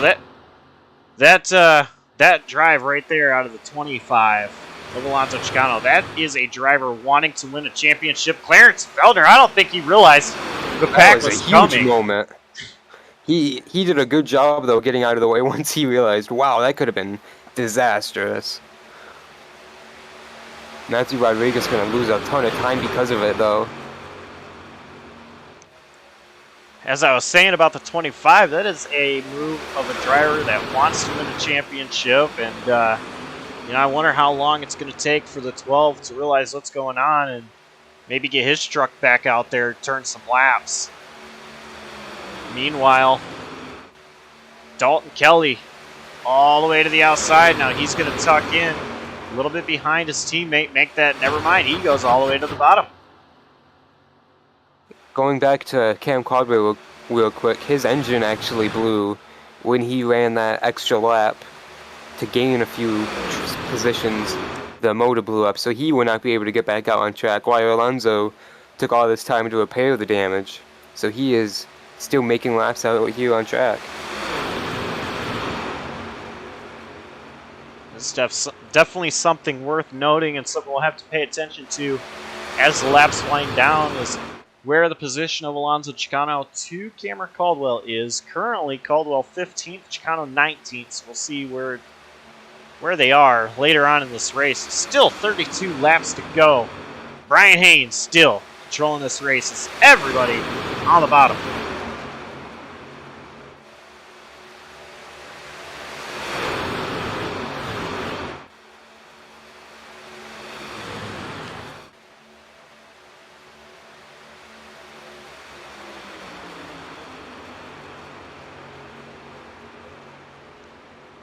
Well, Adam, your pick to win was Brian Haynes. Mine, of course, being Jackson Samsel. I'm sure, if we did look back in the middle of the race and see if we still like our picks, you would definitely still like your pick with Brian Haynes, as he is leading the race. Yeah, I didn't really expect it to come this way. I thought there would have been a lot more trucks and a lot more traffic for him to deal with, but he's looking pretty good. And like we mentioned before, your pick, Jackson Samso, he was doing pretty good until he got collided and crashed out of his doing at all. So very unfortunate day for him. I don't know if you just saw that out of Dalton Kelly, but again, it looked like he was going to pit, and then he came right back up onto the track. And I don't know if Dalton Kelly was thinking that there was a chicane there, or if he was planning on pitting, realized he wasn't going to make it, or that nobody else was, and went right back out on track, or what that was. But it was an interesting move there, as he was way below the yellow line and then came right back up into the racing surface.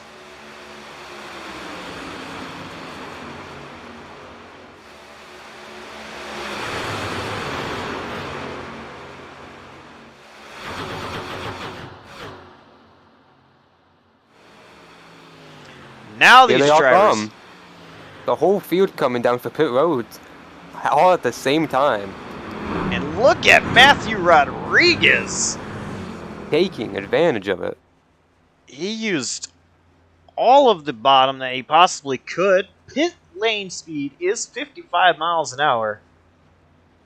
I don't think anybody really seemed like they sped entering.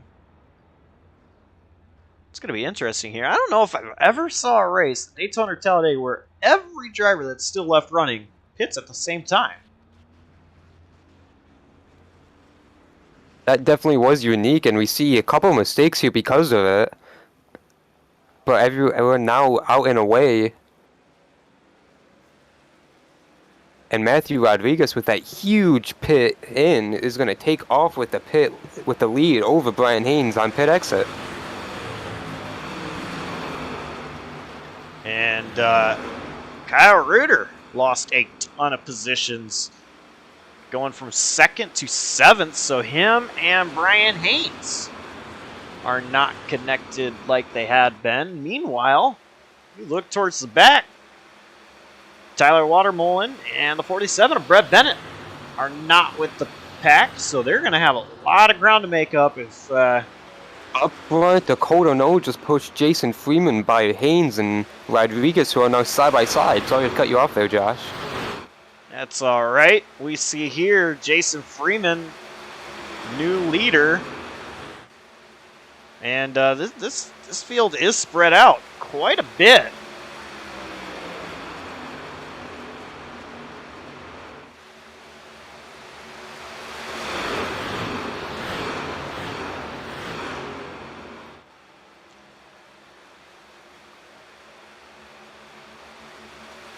Yeah, Brett Bennett and Tyler Watermelon are going to be in big trouble if there's not a caution. They are way behind the pack, and they are side by side right now, so they're not helping their case. Now they get single filed here in the trail end of the field.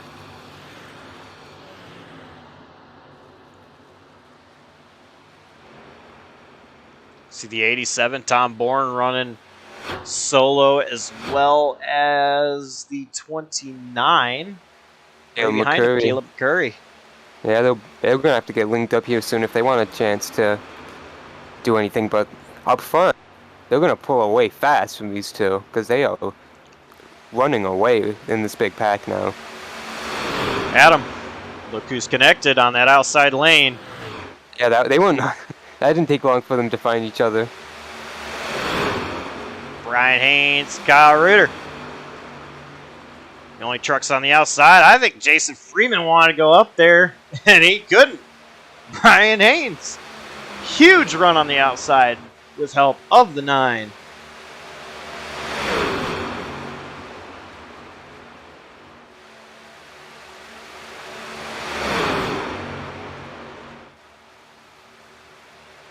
Dalton Kelly to the outside with the 86 and 9 trucks.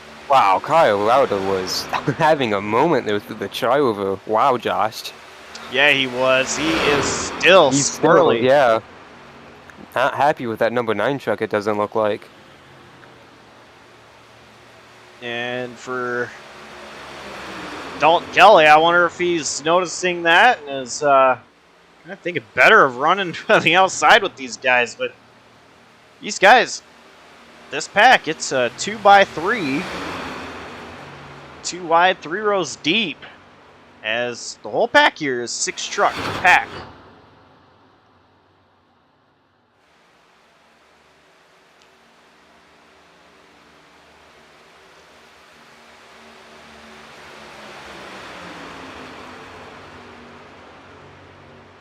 Brian Haynes still trying to make that outside lane work with help of teammate Kyle Reuter. Jason Freeman will officially lead that lap with Dakota Knoll pushing the 20 or 02 truck. And Brian Haynes and Kyle Reuter. Oh, that was close. Trying to side draft each other there momentarily, it looked like. 86 clear of the 20 for a moment, but he's not going to take it and leave his teammate out to dry at this moment of the race. So they're going to be even here off of 4. I want to catch up on something real quick. Alonso Chocano is about 3 laps away from passing Cam Caldwell and a bunch of trucks to gain positions back on. So he still won't be able to probably eat out of Cam Caldwell's point lead, but he will minimize it, it seems like, if he continues to click together laps here. He's only just a couple away now. We started off seeing a 15-point difference between those two. The way it sits right now, it's 18 points if my math is correct at the moment. But Chocano is able to get ahead of Caldwell. It's going to go down from 15. And it was a 2-point gain by Chocano last week at Richmond. Even if he doesn't gain a ton of points here, it still could be the factor at Homestead that we'll see in just a few weeks to finish out the season.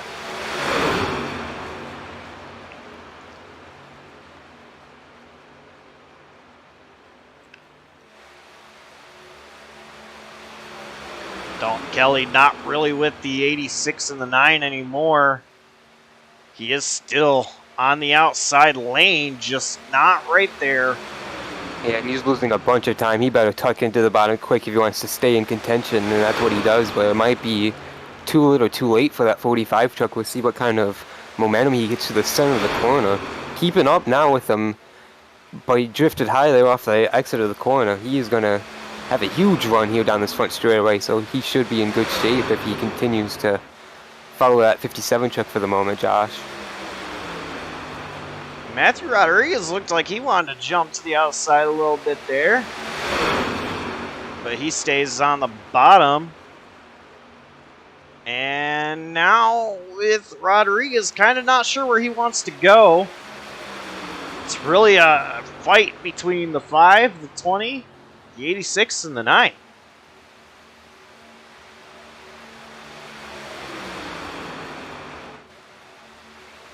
And every lap it seems so almost identical, almost every lap, that the 86 just has a little bit of the advantage over the 20 entering the corner, but he can't do anything with it because he just doesn't have any more help on that outside lane other than one truck, which is obviously not going to be the difference he needs to get by Jason Freeman there in the lead on the bottom side.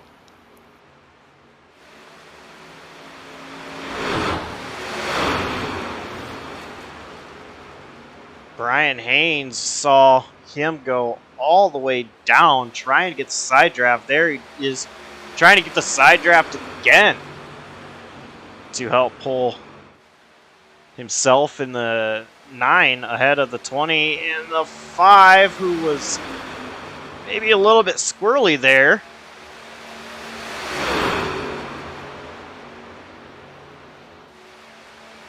Adam, can you explain what side draft is?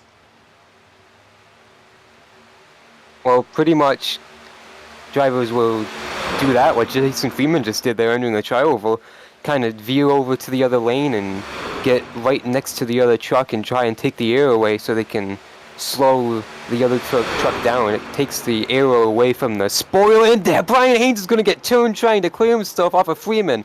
Big crash with the remaining trucks we have in turn 2. And Rodriguez got clipped there at the end. So we are under caution for the 3rd time with 20 laps to go. Everyone keeps on going, it looks like, but damaged trucks everywhere. Only 2 of them got unscathed, I believe, out of the 6 up front.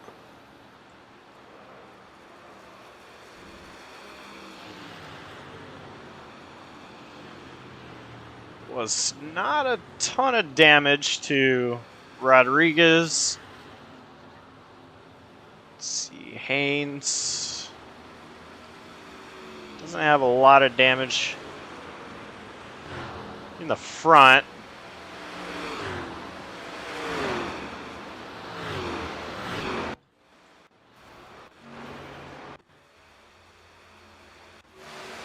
Meanwhile, when that happened, Chocano had just passed Cam Caldwell, and Jason Gracias is back on track, and he is taking points away from Caldwell because of that. He is a lap down to Chocano, back on track.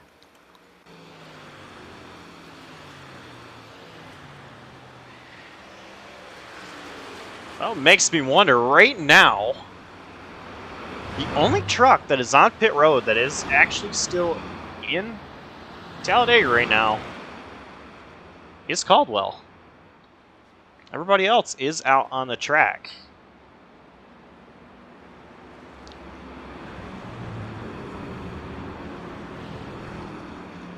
Drivers that have retired out of this race: Kruger, Samsel, Smith, Kerfan, Duran, and Probst, all out of this. And pit lane is open. And just as I expected, all the drivers are coming down pit road.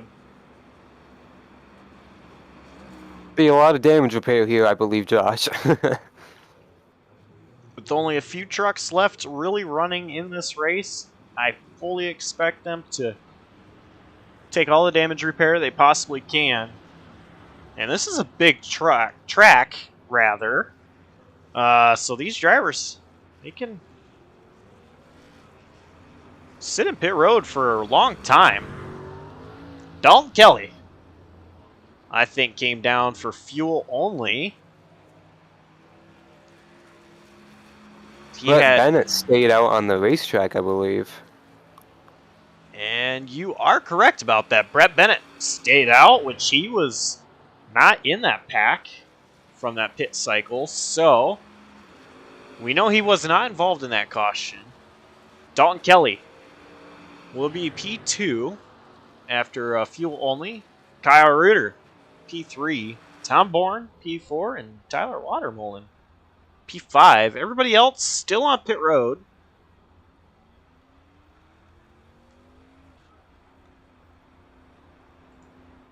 See Matthew Rodriguez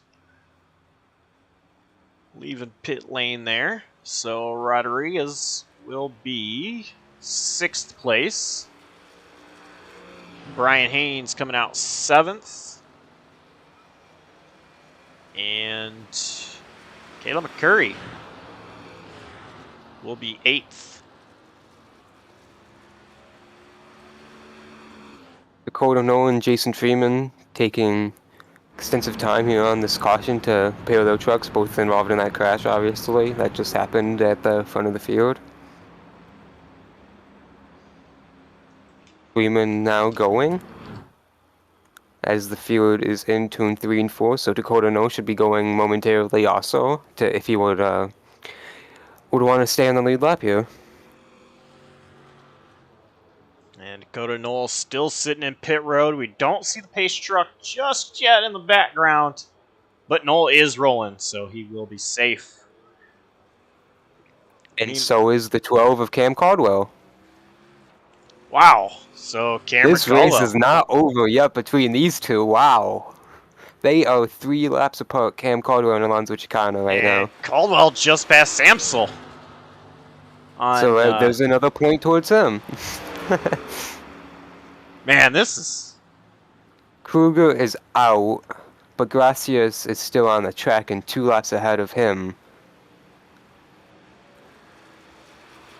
Wow, watching the choose there was very insane. Seeing a lot of drivers just cut the wheel down hard to the left. Dalton Kelly wanted to be behind his teammate Brett Bennett, whereas Kyle Ritter wanted the outside lane. He has help up there, though. He's got Matthew Rodriguez. We know he is a big fan of that outside lane tonight. So is Brian Haynes, his team, or at least Kyle Rauter's teammate, 2 positions behind him in that lane. And looking at the left rear, that is the left side of the truck, it looks a lot better than it did before that pit cycle. The right rear, though, not so much. So Brian Haynes, I think at this point, his truck might be a better pusher than it is a leader. So he still has an opportunity to push the teammate to the win if he's not able to do it. With Kyle Reuter up front on that outside lane.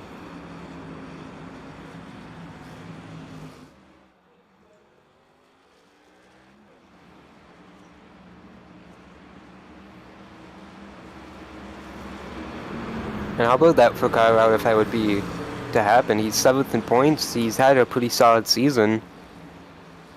Unfortunately missed last week at Richmond, but he's been pretty solid all year long. Best finish of 4th at New Hampshire just 3 races ago.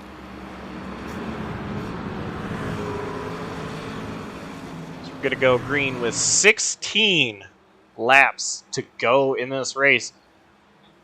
Adam, do you think they're done with the cautions? Oh, absolutely not. We're ready to stack them all up again here in about 15 laps, I'd say.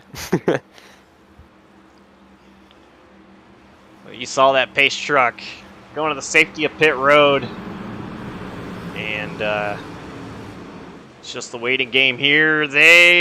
Brett Bennett went before the green flag was displayed, which is legal there.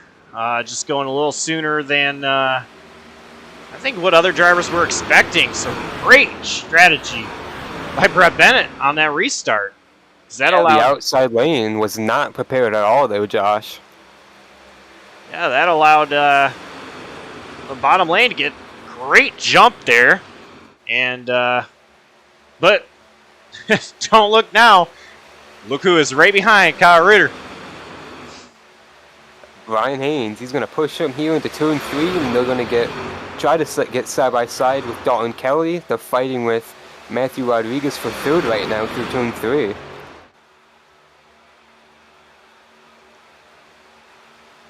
Only Only 2 trucks on that outside lane so far. It is at 9 in the 86. Reuter and Haynes trying to work together, take the advantage from Brett Bennett, Dalton Kelly, Dalton Kelly got a little loose there on the apron going into 1. But it didn't really cost the bottom lane any time at all. Oh! Kelly on the bumper of Bennett, pushing Bennett down onto the apron. That stacked up the bottom. Now advantage the 9 truck. And I'm not sure how the bottom didn't lose more time than what they did. 57's all over the 47. I don't think Brett Bennett really lifted. He had to go to the bottom to avoid Dalton Kelly's mistake there, but wow, I think they all kept their foot in it, and they are going to keep this lead here, I believe. It's going to be close with Kyle Rowdy here at the line. I think Kyle Ritter's going to lead the lap, and he is going to, with help of teammate Brian Haynes. Here comes Dalton Kelly and Jason Freeman a little bit further in the back on the outside lane to help these BK Motorsports guys.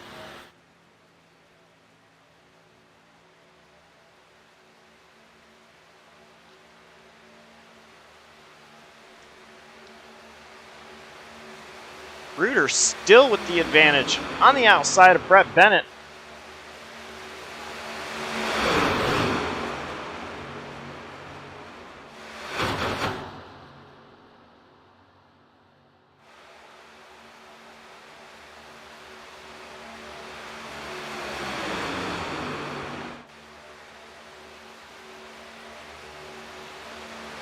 Dalton Kelly, Jason Freeman, still not quite up there. Oh, he gave him a huge shove there and almost hooked the 45 there going to turn 1.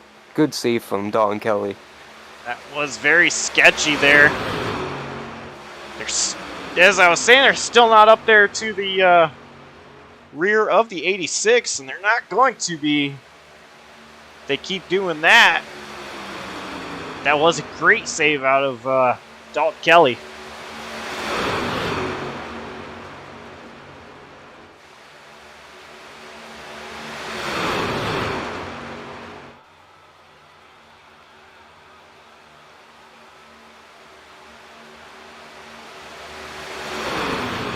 Outside lane now only 3 trucks strong as Freeman is trying to decide which lane he wants to be in. Freeman goes back to the outside lane, but they still just are struggling to get up to the 86 and the 9.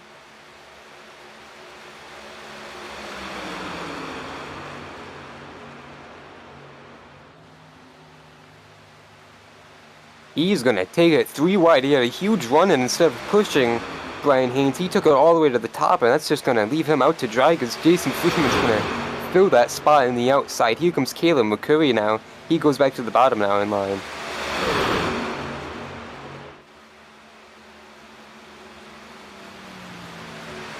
Kelly. And Dalton Kelly still working that top line, and Caleb McCurry's going to follow him, but they got a lap truck ahead, so they have to bail out of it momentarily. 11 laps to go, and McCurry and Kelly, they see an opening next to that wall, and they're going to attempt to take it as they looked, but couldn't make anything out of it. Going into turn 1.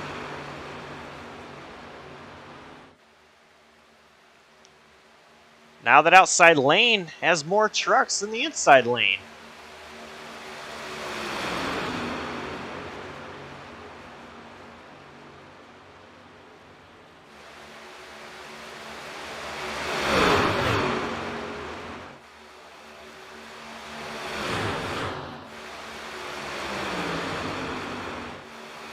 Just 10 laps to go.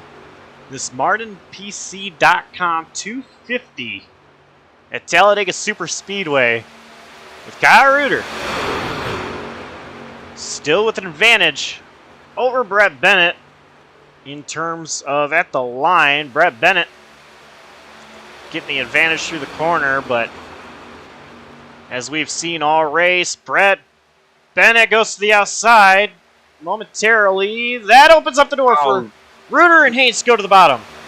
Yeah, that was big when that was a failed side draft from Brett Bennett, and that really opened the door from BK Motorsports to get clear of him. And now Bennett's going to try and take the outside lane. Rodriguez goes with him. Let's see if they can do anything up top now.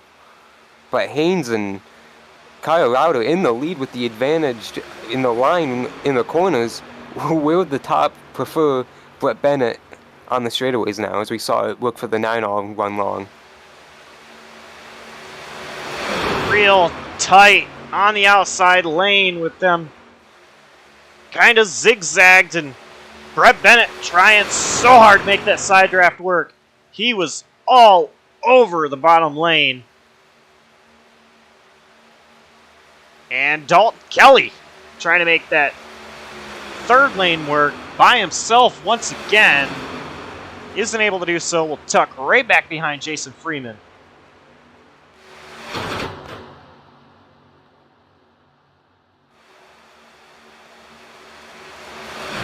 Jason Freeman all the way to the outside. The 9 of the 86 got split up. Caleb McCurry split up Brian Haynes and Kyle Rauter. That's going to completely ruin their advantage.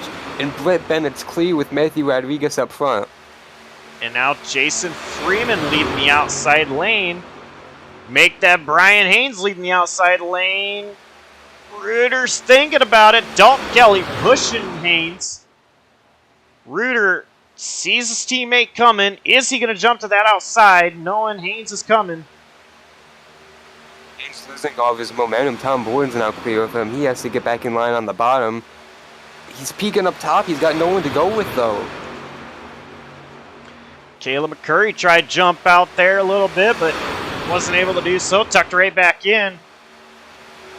Keep seeing Haynes look to the outside, come back inside, look to the outside, come back inside. He's looking to the outside once again. Dalton Kelly and Tyler Watermullen in the back, going to the outside with him. 7 laps to go.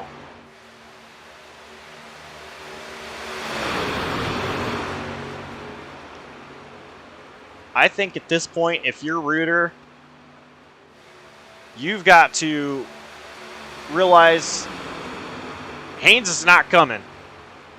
Or at least go with that mindset. Haynes is not coming. Actually, Haynes is coming. Huge push from Dalton Kelly on the outside. Freeman's going to block and stall the momentum. Check up Dalton Kelly big time. And now when does Reuter go out there in front of Freeman?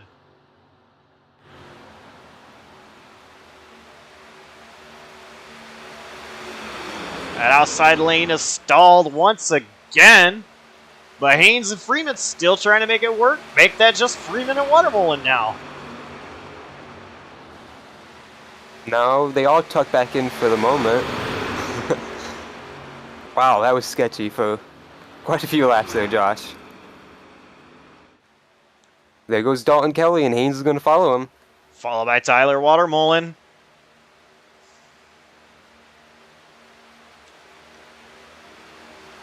And Reuter not jumping to the outside. There he goes. Reuter to the outside now. That's going to stack up the bottom a little bit.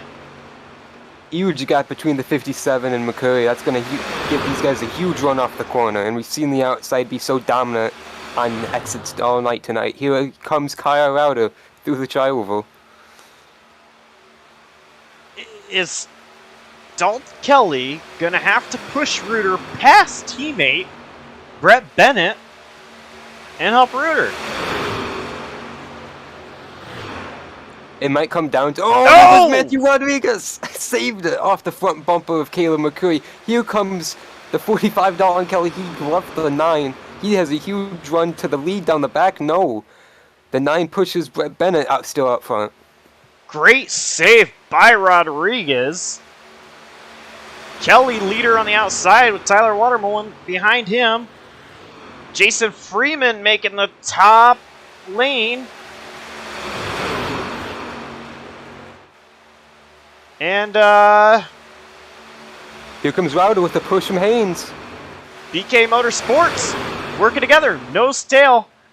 Dalton Kelly looking way to the outside. Oh, to the top with Tyler Watermullen. 4 to go. 4 laps to go. How did Haynes get back to Reuter? Huge push for the 86 there. back up front, and they are racing all over the top there. Here There comes goes Bennett, so now in front of his teammate. Bennett made the move. Now Haynes needs to push the 9. And Bray McCurry stays to the bottom with them to help. Meanwhile, 45 and 47 working together. And that's kind of been the story, is between short bus, long distance, and BK Motorsports. That's really been the two biggest factors we've seen in this race so far. And Brett Bennett with a huge, huge advantage. Dalton Kelly is going to take the bottom. It's huge save, but it's not over yet. Kyle Rowder has to check up Watermelon. Oh, there it is. There's the caution. Wow, that was almost a lot of amazing saves. Inside. Tom Bourne, Jason Freeman, Kyle Rowder. That could have went a lot worse than it did, and they wrecked a long time before the caution came out.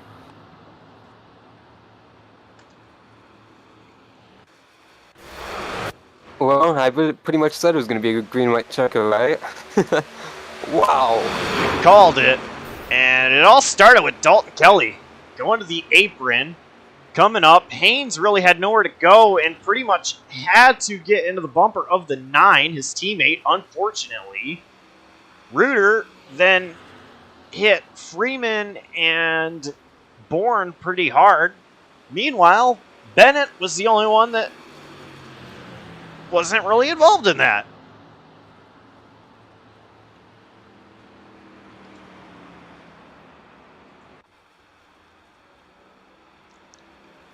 Here we see the number 9, got Reuter, and 87 in the back, Tom Bourne, down pit road. The pace car is in turn 3.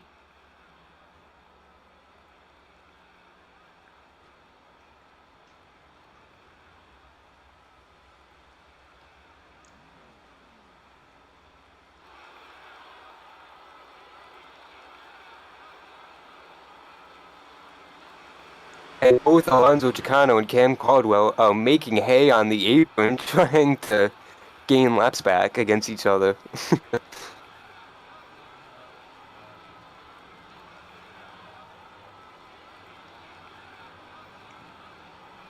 Caldwell stops in front of pit entry.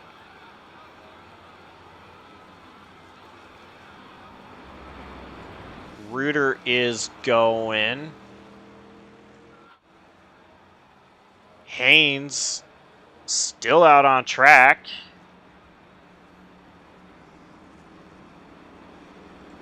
Freeman is rolling. I'm sorry, Freeman is pitting. And Dakota Knoll is going to be right back in this.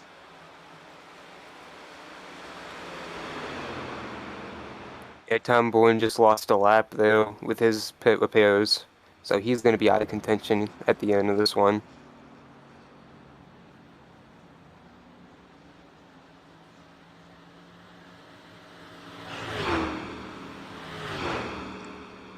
Adam, I'm almost out of breath. That was getting really wild, but it couldn't go that long without something like that happening. And while we're under caution, and I have a minute to catch my breath, I just want to update the point situation between Alonso Chocano and Caldwell. Chocano is 14th, Caldwell is 15th. So the math tells me the gap without Chicano's point or lead, the bonus for leading laps would be 14 points. So with the bonus of leading a lap, I believe it's 1 bonus point for leading a lap, Adam?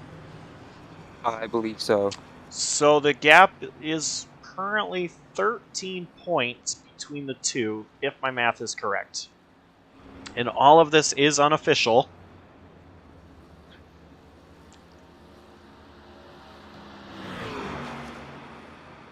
believe we will be getting to pick for the choose cone this time. See how the lap was towards the back, trying to get out of the way for the remaining lead lap trucks.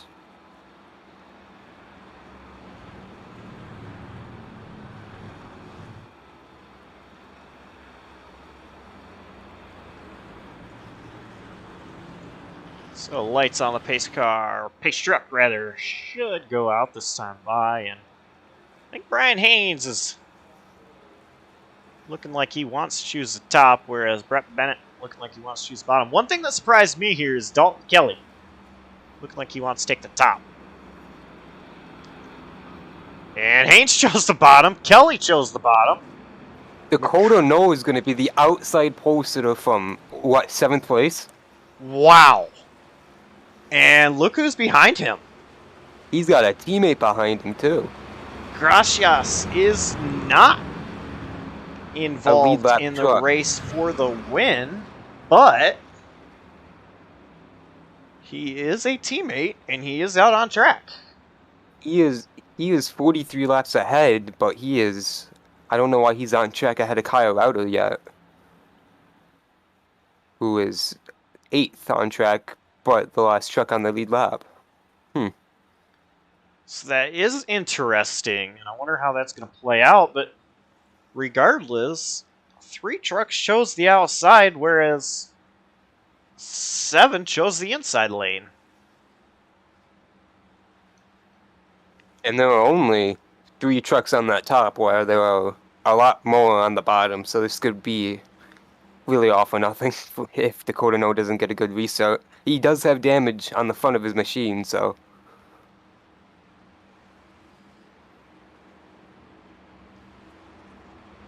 One thing that interests me here is the fact that Brian Haynes is currently the 2nd truck on the inside lane. He's still not out of this. Yeah, he spun in front of the field just, what, 20-some laps ago, and here he is in contention for the win. He obviously going to have to hope for some luck here at the end with how this plays out, but with all that damage to the rear of his truck. But anything can happen here in the final 2 laps as the pace truck gets ready to veer off the racetrack. So I wonder here if Brett Bennett's going to try to go early again, despite the fact that a teammate is not directly behind him. Or if he is going to go when the green flag is displayed. Still rolling at pace car speed. Green flag is out. Dakota Knoll was all ready for that restart. Knoll, he just amazingly timed that perfectly. Get it all back here, I think. Dead even through 1 and 2. He's got a push now from Jason Gracias. It could be for the lead here with the Dakota Knoll. Here comes Dalton Kelly to help his teammate and push the 5. Oh! He's going to spin him. They're both going around. Saved it. No, it's a huge crash on the back. Still green. I wouldn't be surprised if race control called a caution for that. Caution is out. And the engine is blown in Dakota Knoll. He is done. Oh, man. What a huge crash that was at the front of the field.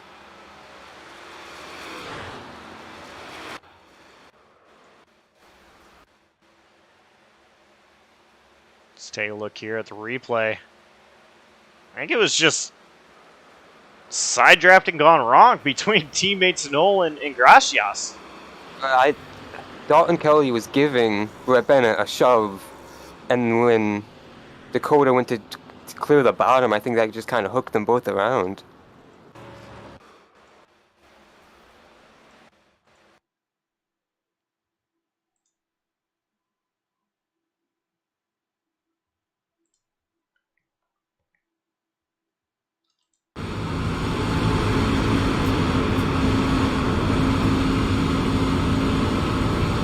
There from cockpit view of Dalton Kelly, and he was able to just kind of squeeze on by.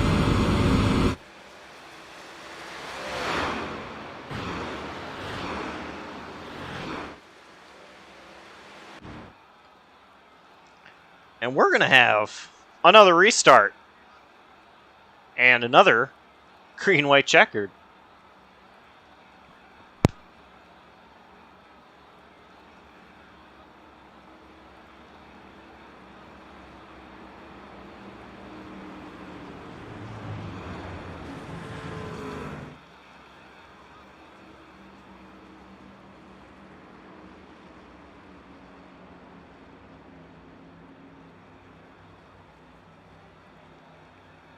Not many trucks really left at the moment.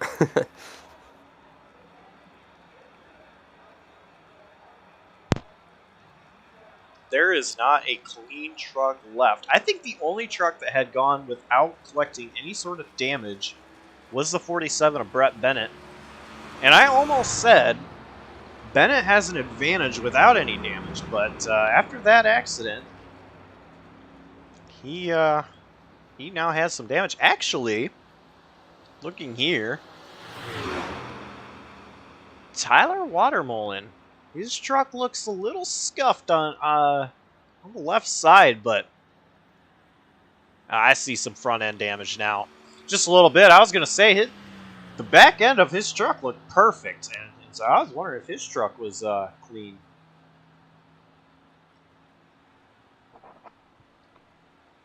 So I do believe at this point in time, every single driver in this race has been in some sort of accident, Adam. Oh, absolutely. I believe that 100% too at this moment.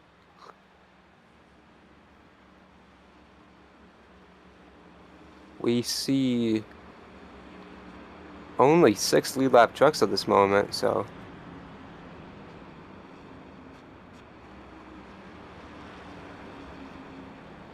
Caleb McCurry currently on pit road as the field enters turn 3. We'll see if he is able to keep his lap here in the for the final, what could be the final restart of the race. Second overtime attempt.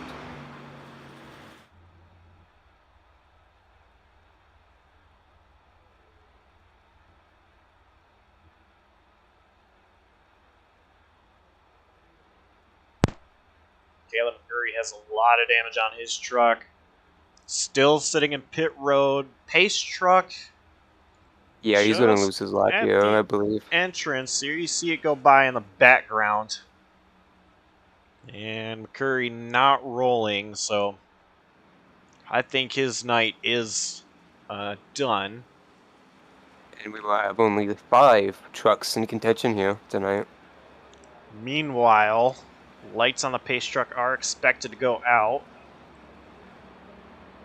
Dalton Kelly choosing the outside lane? And he is a lonely man up there. I think he wants the bottom, and he can't get it. And he's going to have to go early here. He cannot wait until the green flag is displayed. Well, he does have a good advantage being the leader, so he can go whenever he wants. As long as Tyler Watermolen doesn't, outsmart him on this restart.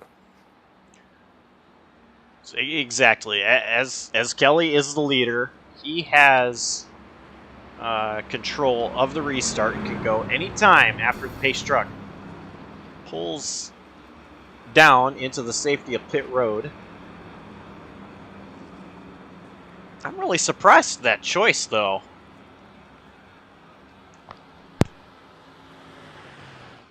Meanwhile, yeah, me too. Especially as the control truck here. I think he was surprised too. It looked like the way he wanted to take back the bottom.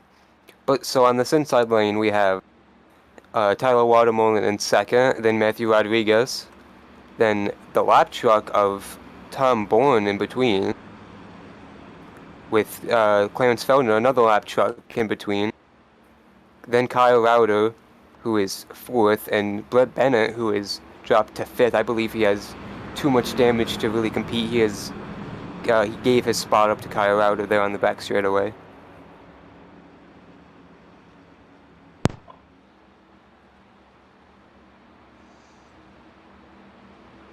This is going to be an interesting restart.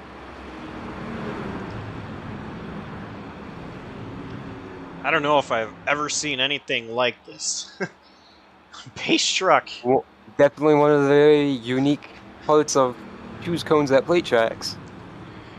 Pace truck is down. Safety of pit road. Dalton Kelly, he needs to time this right. I don't think he should go too early. And he's going. Green He flag needed is to go out. to clear him. And what a very, very disorganized restart as we suspected. Here comes Tyler Watermore and in his draft. What's he going to be able to do? Matthew Rodriguez looks pretty speedy right off the gate, though. And we've seen him have a lot of speed so far tonight, Josh. Absolutely. I think right now, the way things are looking, Tyler Watermullen is sitting in the Catbird's position, second place, and I think with the damage to the back end of the 45, that's going to hurt Dalton Kelly and maybe help Tyler Watermullen.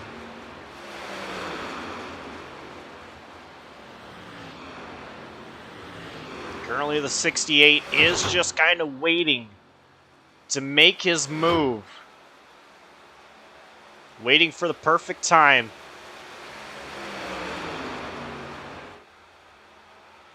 He's trying, I think he's trying to maybe outsmart Kelly. Maybe make Kelly go high so Watermullen can go to the bottom. White flag is out. One more time around. Talladega.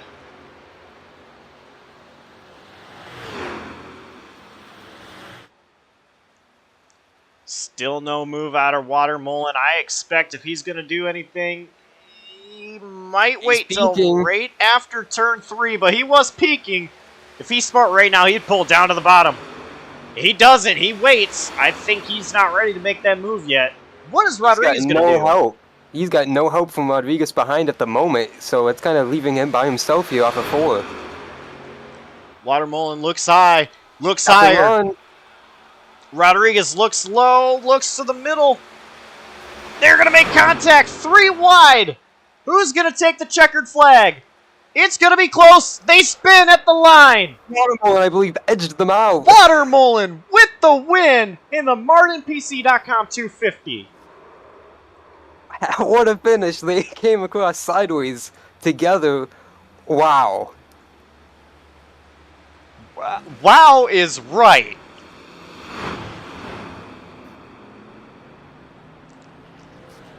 What a win for Tyler Watermullen.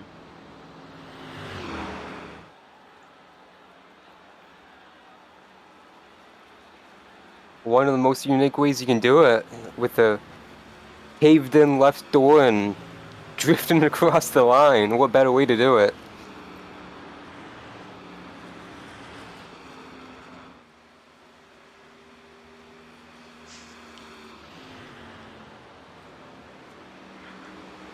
Wow. I'll tell you what, Adam. Talladega always produces. And we saw that tonight. A surprise winner out of Tyler Watermullen, and this is one he's not going to forget. Oh, absolutely not. What a crazy way. He endured all 101 laps. It's both overtime restarts. How many crashes did we see? And he got collected in a couple of them, but he made it out the other end. And he's able to celebrate right now, and what a performance to do it.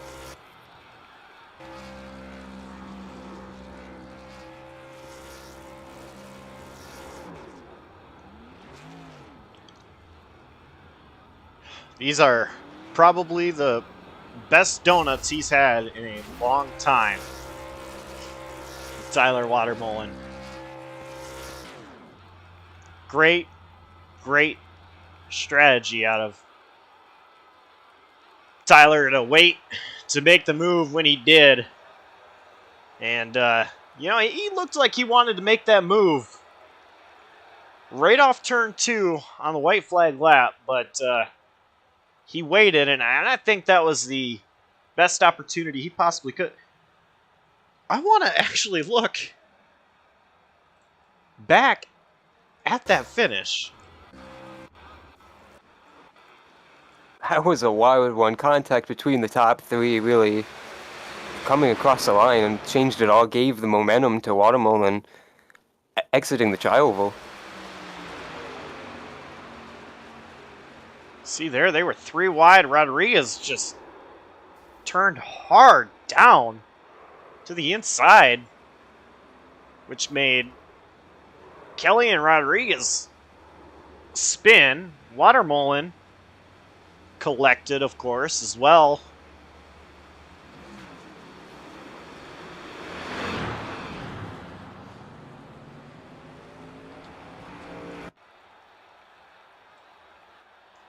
That was some crazy racing there to finish that race. Perfect ending though, crazy racing all night long, and that's just the way it turned out for unique finish, as we keep saying. Well, Adam, before we start our interviews, let's go ahead and do a rundown on our finish. that was some. Anyway, taking home the win in tonight's MardonPC.com 250 at Talladega Superspeedway, Tyler Watermelon.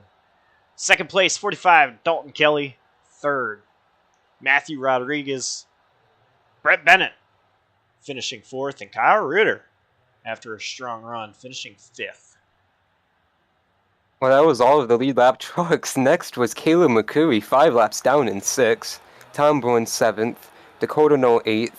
Brian Haynes 9th. And Jason Freeman rounds out the top 10. 11th place was Dawson Allen. Clarence Feldner 12th. 13th to Jason Gracias. 14th place for Alonzo Chocano. 15th for points leader Cameron Caldwell. Michael Kruger ends up 16th. Jackson Samso 17th. Brian C. Smith 18th. Alexander Kerfin 19th. David Duran 20th. And Zach Probst rounds out the field in 21st.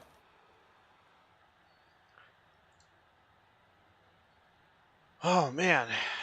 Well, now that we're through that, let's go ahead and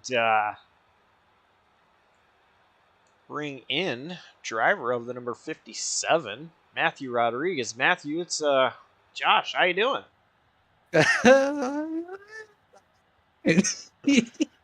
I don't know if I'm third place anymore. You may need to start looking around. Oh man, this general chat's about to pop off. That I don't know anything until I hear official word from race control. So right now you're scored third. That's all Currently. I know. But that last lap, you were sitting third place and really waited till off turn 4 to make a move. Was that the best opportunity you saw to try to win that race, or? I was telling the same thing I was telling everyone. Like I said, I didn't care if I won that race. I was having fun. I would have loved that to continue on for like another 50 laps because that was a blast. Probably the issue would have been if we went on another 50 laps, we wouldn't have had enough cars. But I said that was fun. I didn't want it to end. I just gave it a shot, and meh, that shot was not good enough, or too good. I don't know. Well, you had a great restart there. That's I mean, just. You don't have to mince words. There's 3 cars on that on that lead lap that could run away with it. The other 2 were like halfway dead and damaged. As you were saying, just kind of three trucks there. If that race had gone on, another 50 laps, like you were saying, was the strategy just? What was your whole strategy throughout the race? Was it to be aggressive up front, run in the back? What was the plan coming into this race? Shit, I was never supposed to run this race. I was doing AI racing at a Red Bull Ring, and I was quite enjoying that. And then Tom Bourne popped into my Discord and said, "Hey, do you want to join this race?" And I was like, "Sure." Because like I've been watching my 24-hour team all day, and I just kind of grew a little bit of a headache out of that. So I popped in here, and I was honestly looking to die immediately. I didn't expect to make it this long. I was hoping to die immediately so I could get back to my AI racing at Red Bull Ring, and no, I made it to the end. And then near the end, when it started becoming on fuel mileage, I figured the front two guys didn't have enough gas to make it.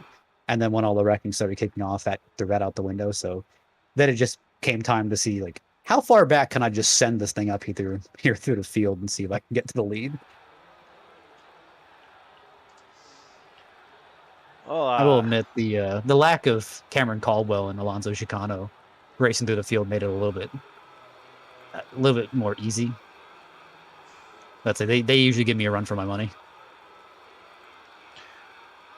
You know, I was going to ask if there was any sponsors or team shout-outs that you'd like to give, but you just kind of popped a question into my head. You know, with you saying that, knowing that Caldwell and Alonso, you know, unfortunately were involved in accidents early on, did that give you a mindset of, you know, we have maybe a better shot? I mean, it's Talladega. Anybody can win. Well, but... the thought popped in my head a little bit. Is like, man, this field's dwindling down. And when we finally got to that last wreck, it's like, oh, man, we have a no more field left. So when we got to that final restart, I was like, all right, this is a little bit easier of a challenge here.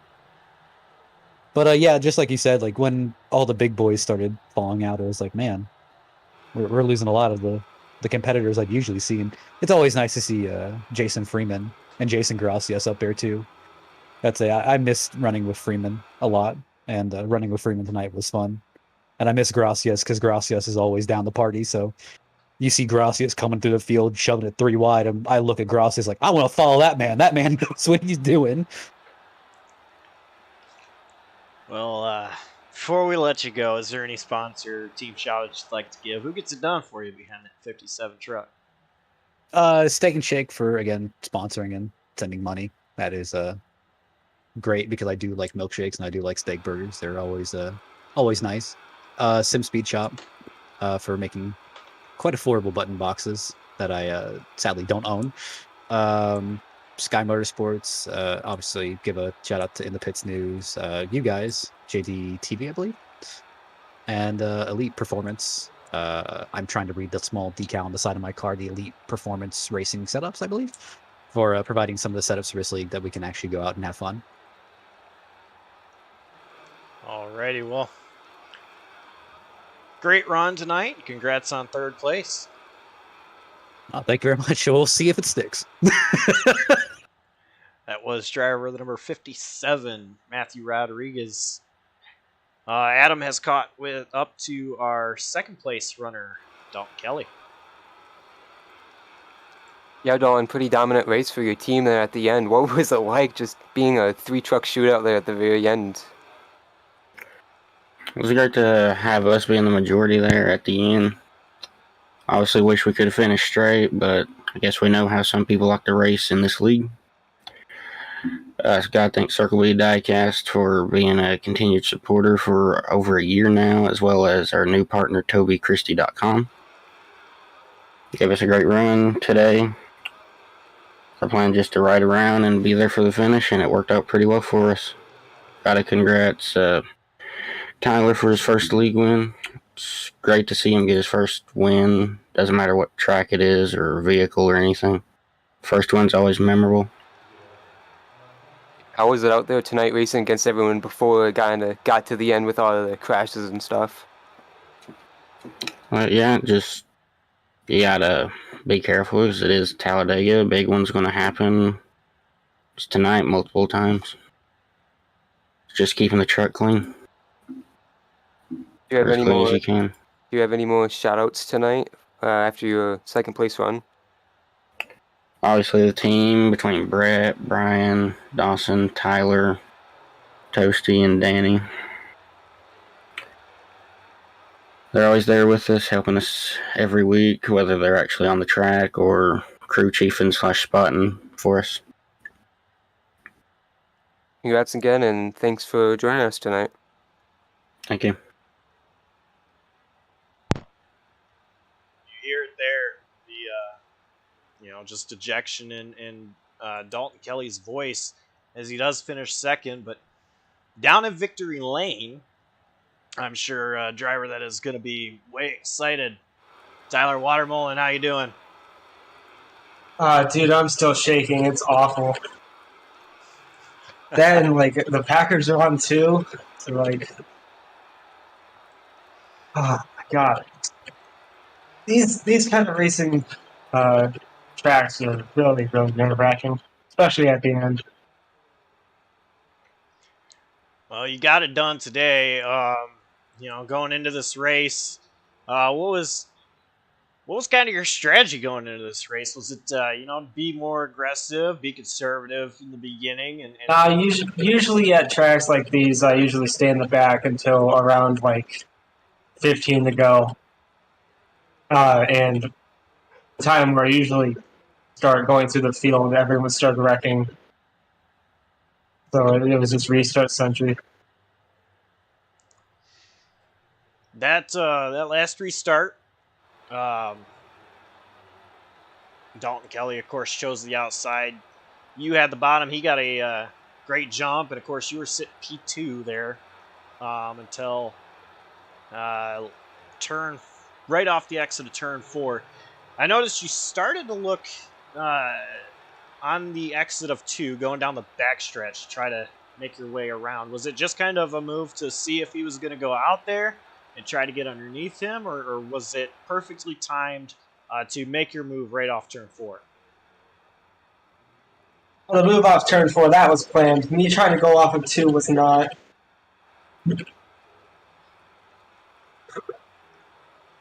Usually on the last lap, I usually go off of 3. Well, any sponsors, team shout-outs you'd like to give? Who gets done for you behind that 68 truck? Yeah, I want to thank Brett, Brian, Dalton. I want to give a special shout-out to Drew, who couldn't make the race because he died in the 24 hours of Daytona.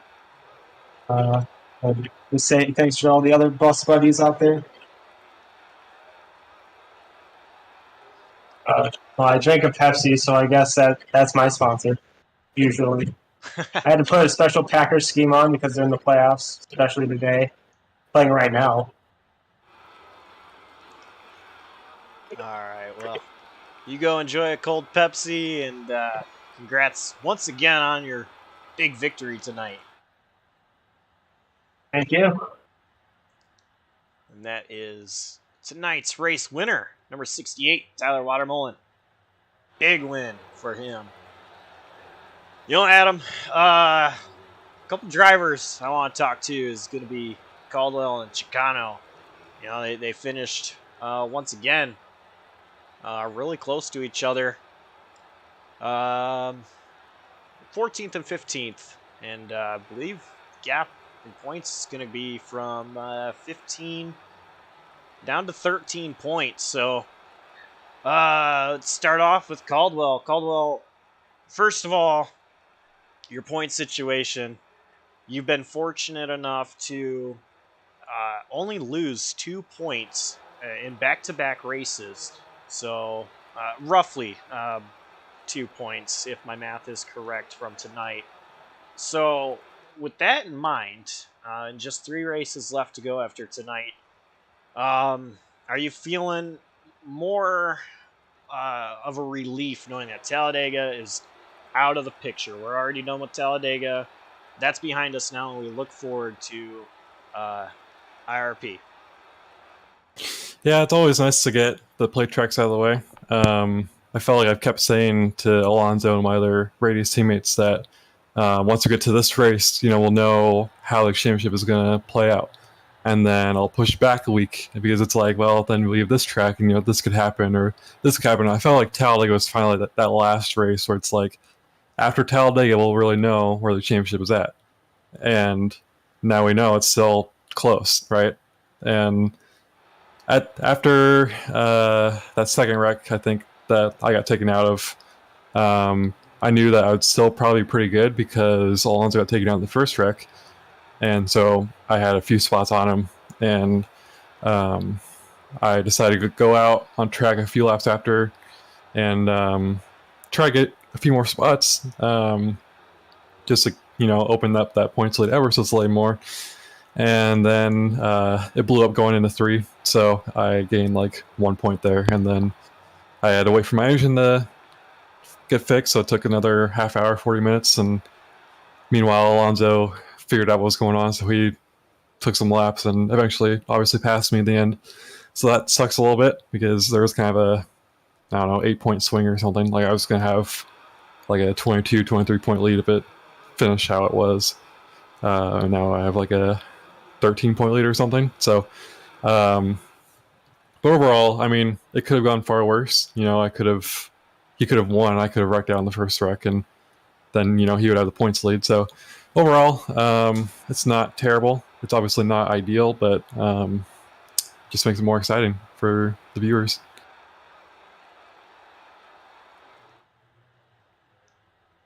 When you, I was gonna actually ask you after you blew your engine, and then eventually seeing Chocano out on track, what was going through your mind? Were you just thinking, "Oh my gosh, like timer, just hurry up! Like if this crew can fix my engine anytime soon." Like, seeing Chocano out there turning laps, what was going through your mind? Yeah, that's pretty much exactly what was going through my mind. I was kind of going back into the truck and getting out and kind of looking at the time, and I was trying to figure out how long it would take Alonso to pass me, and it ended up being like he got 2 laps ahead of me, I think, before I could go back out. And then I finally got back out, and he was already on track, and then we kind of agreed to a gentleman's agreement, as it were, because it's like there's no point in me staying out because he's going to keep staying out, and I'm not going to be able to pass him or anything. So we pulled off, and then the caution, I think that set up I can't remember, I think it was the big one that set up the second to last caution. I can't remember if it set the green light checker or not, but I tried to pull a fast one on him and went back out on track, and one of the drivers, I think Matt, caught me, and Alonso heard, and so that was the end of that. So yeah, I mean, I don't know, it was just kind of a crappy situation, but that's what happens when you're taken out in 2 wrecks within the first however many laps. Definitely unfortunate situation for sure. Get caught up in those accidents and ultimately finishing 15th. But Adam, sure you have some questions to ask Alonso. Yeah, Alonso, how was it, leading again the plate race and being out front? And what was going through your mind when you just get clipped to the outside wall and go for a wild ride so early in the going? It was heartbreaking, to be honest with you. Just safest position on track in these plate races is typically in the lead, and that just wasn't the case today. It just goes to show that no matter where you are, there's always that danger of being taken out. So that really stung. Especially being there leading laps and stuff, and knowing that Cam was going to be able to continue to race after that. In the moment, I wasn't really too upset with anyone in particular. Just situation kind of sucked, but kept our foot in it and waited for the truck to be repaired, and was able to make a few more laps, which was huge because that's like a 5-point swing or something like that. But yeah, it was fun to be up there racing with my teammate Alex. We were doing a good job, but when that wreck happened, it was heartbreaking. Yeah, absolutely. What's your mindset going to be going into next week at Indianapolis? What's it going to be like having to make up not even more, but pretty much the same deficit on points on Cam, going with 3 races now remaining? It's gonna be the same mindset that I go into every single week, pretty much, and that's just to go out there and win. Enough said. Thank you for your time. Yep, no problem. I would like to say one last thing. Just first off, congrats to Tyler on his win. I think I don't want to speak for any viewers or anything, but it might get a little bit annoying seeing the same few people win every week. And coming to Talladega is a track where anyone can win, so it's nice to see someone like Tyler who is pretty consistent, but he hasn't really been up front every week. So it's nice to see that someone like that can get a win, and it kind of opens the door for future races. I feel like that will have a more diverse win count, I guess, or multiple drivers winning. So it's nice to see that, and hope everyone tunes in next week.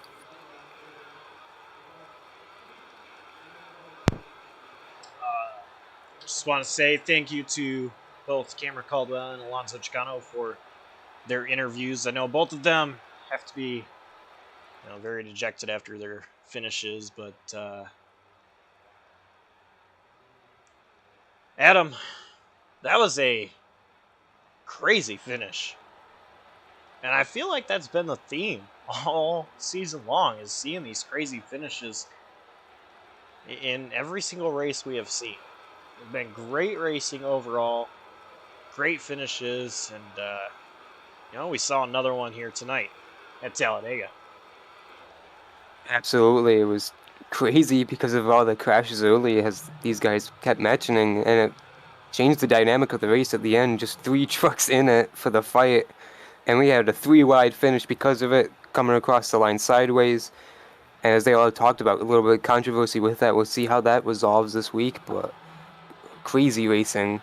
As you mentioned, we would finish, and as Cam just got done mentioning, what a win for Tyler Watermolen. First league win for him, as they mentioned, and what a way to do it, as we kept saying before.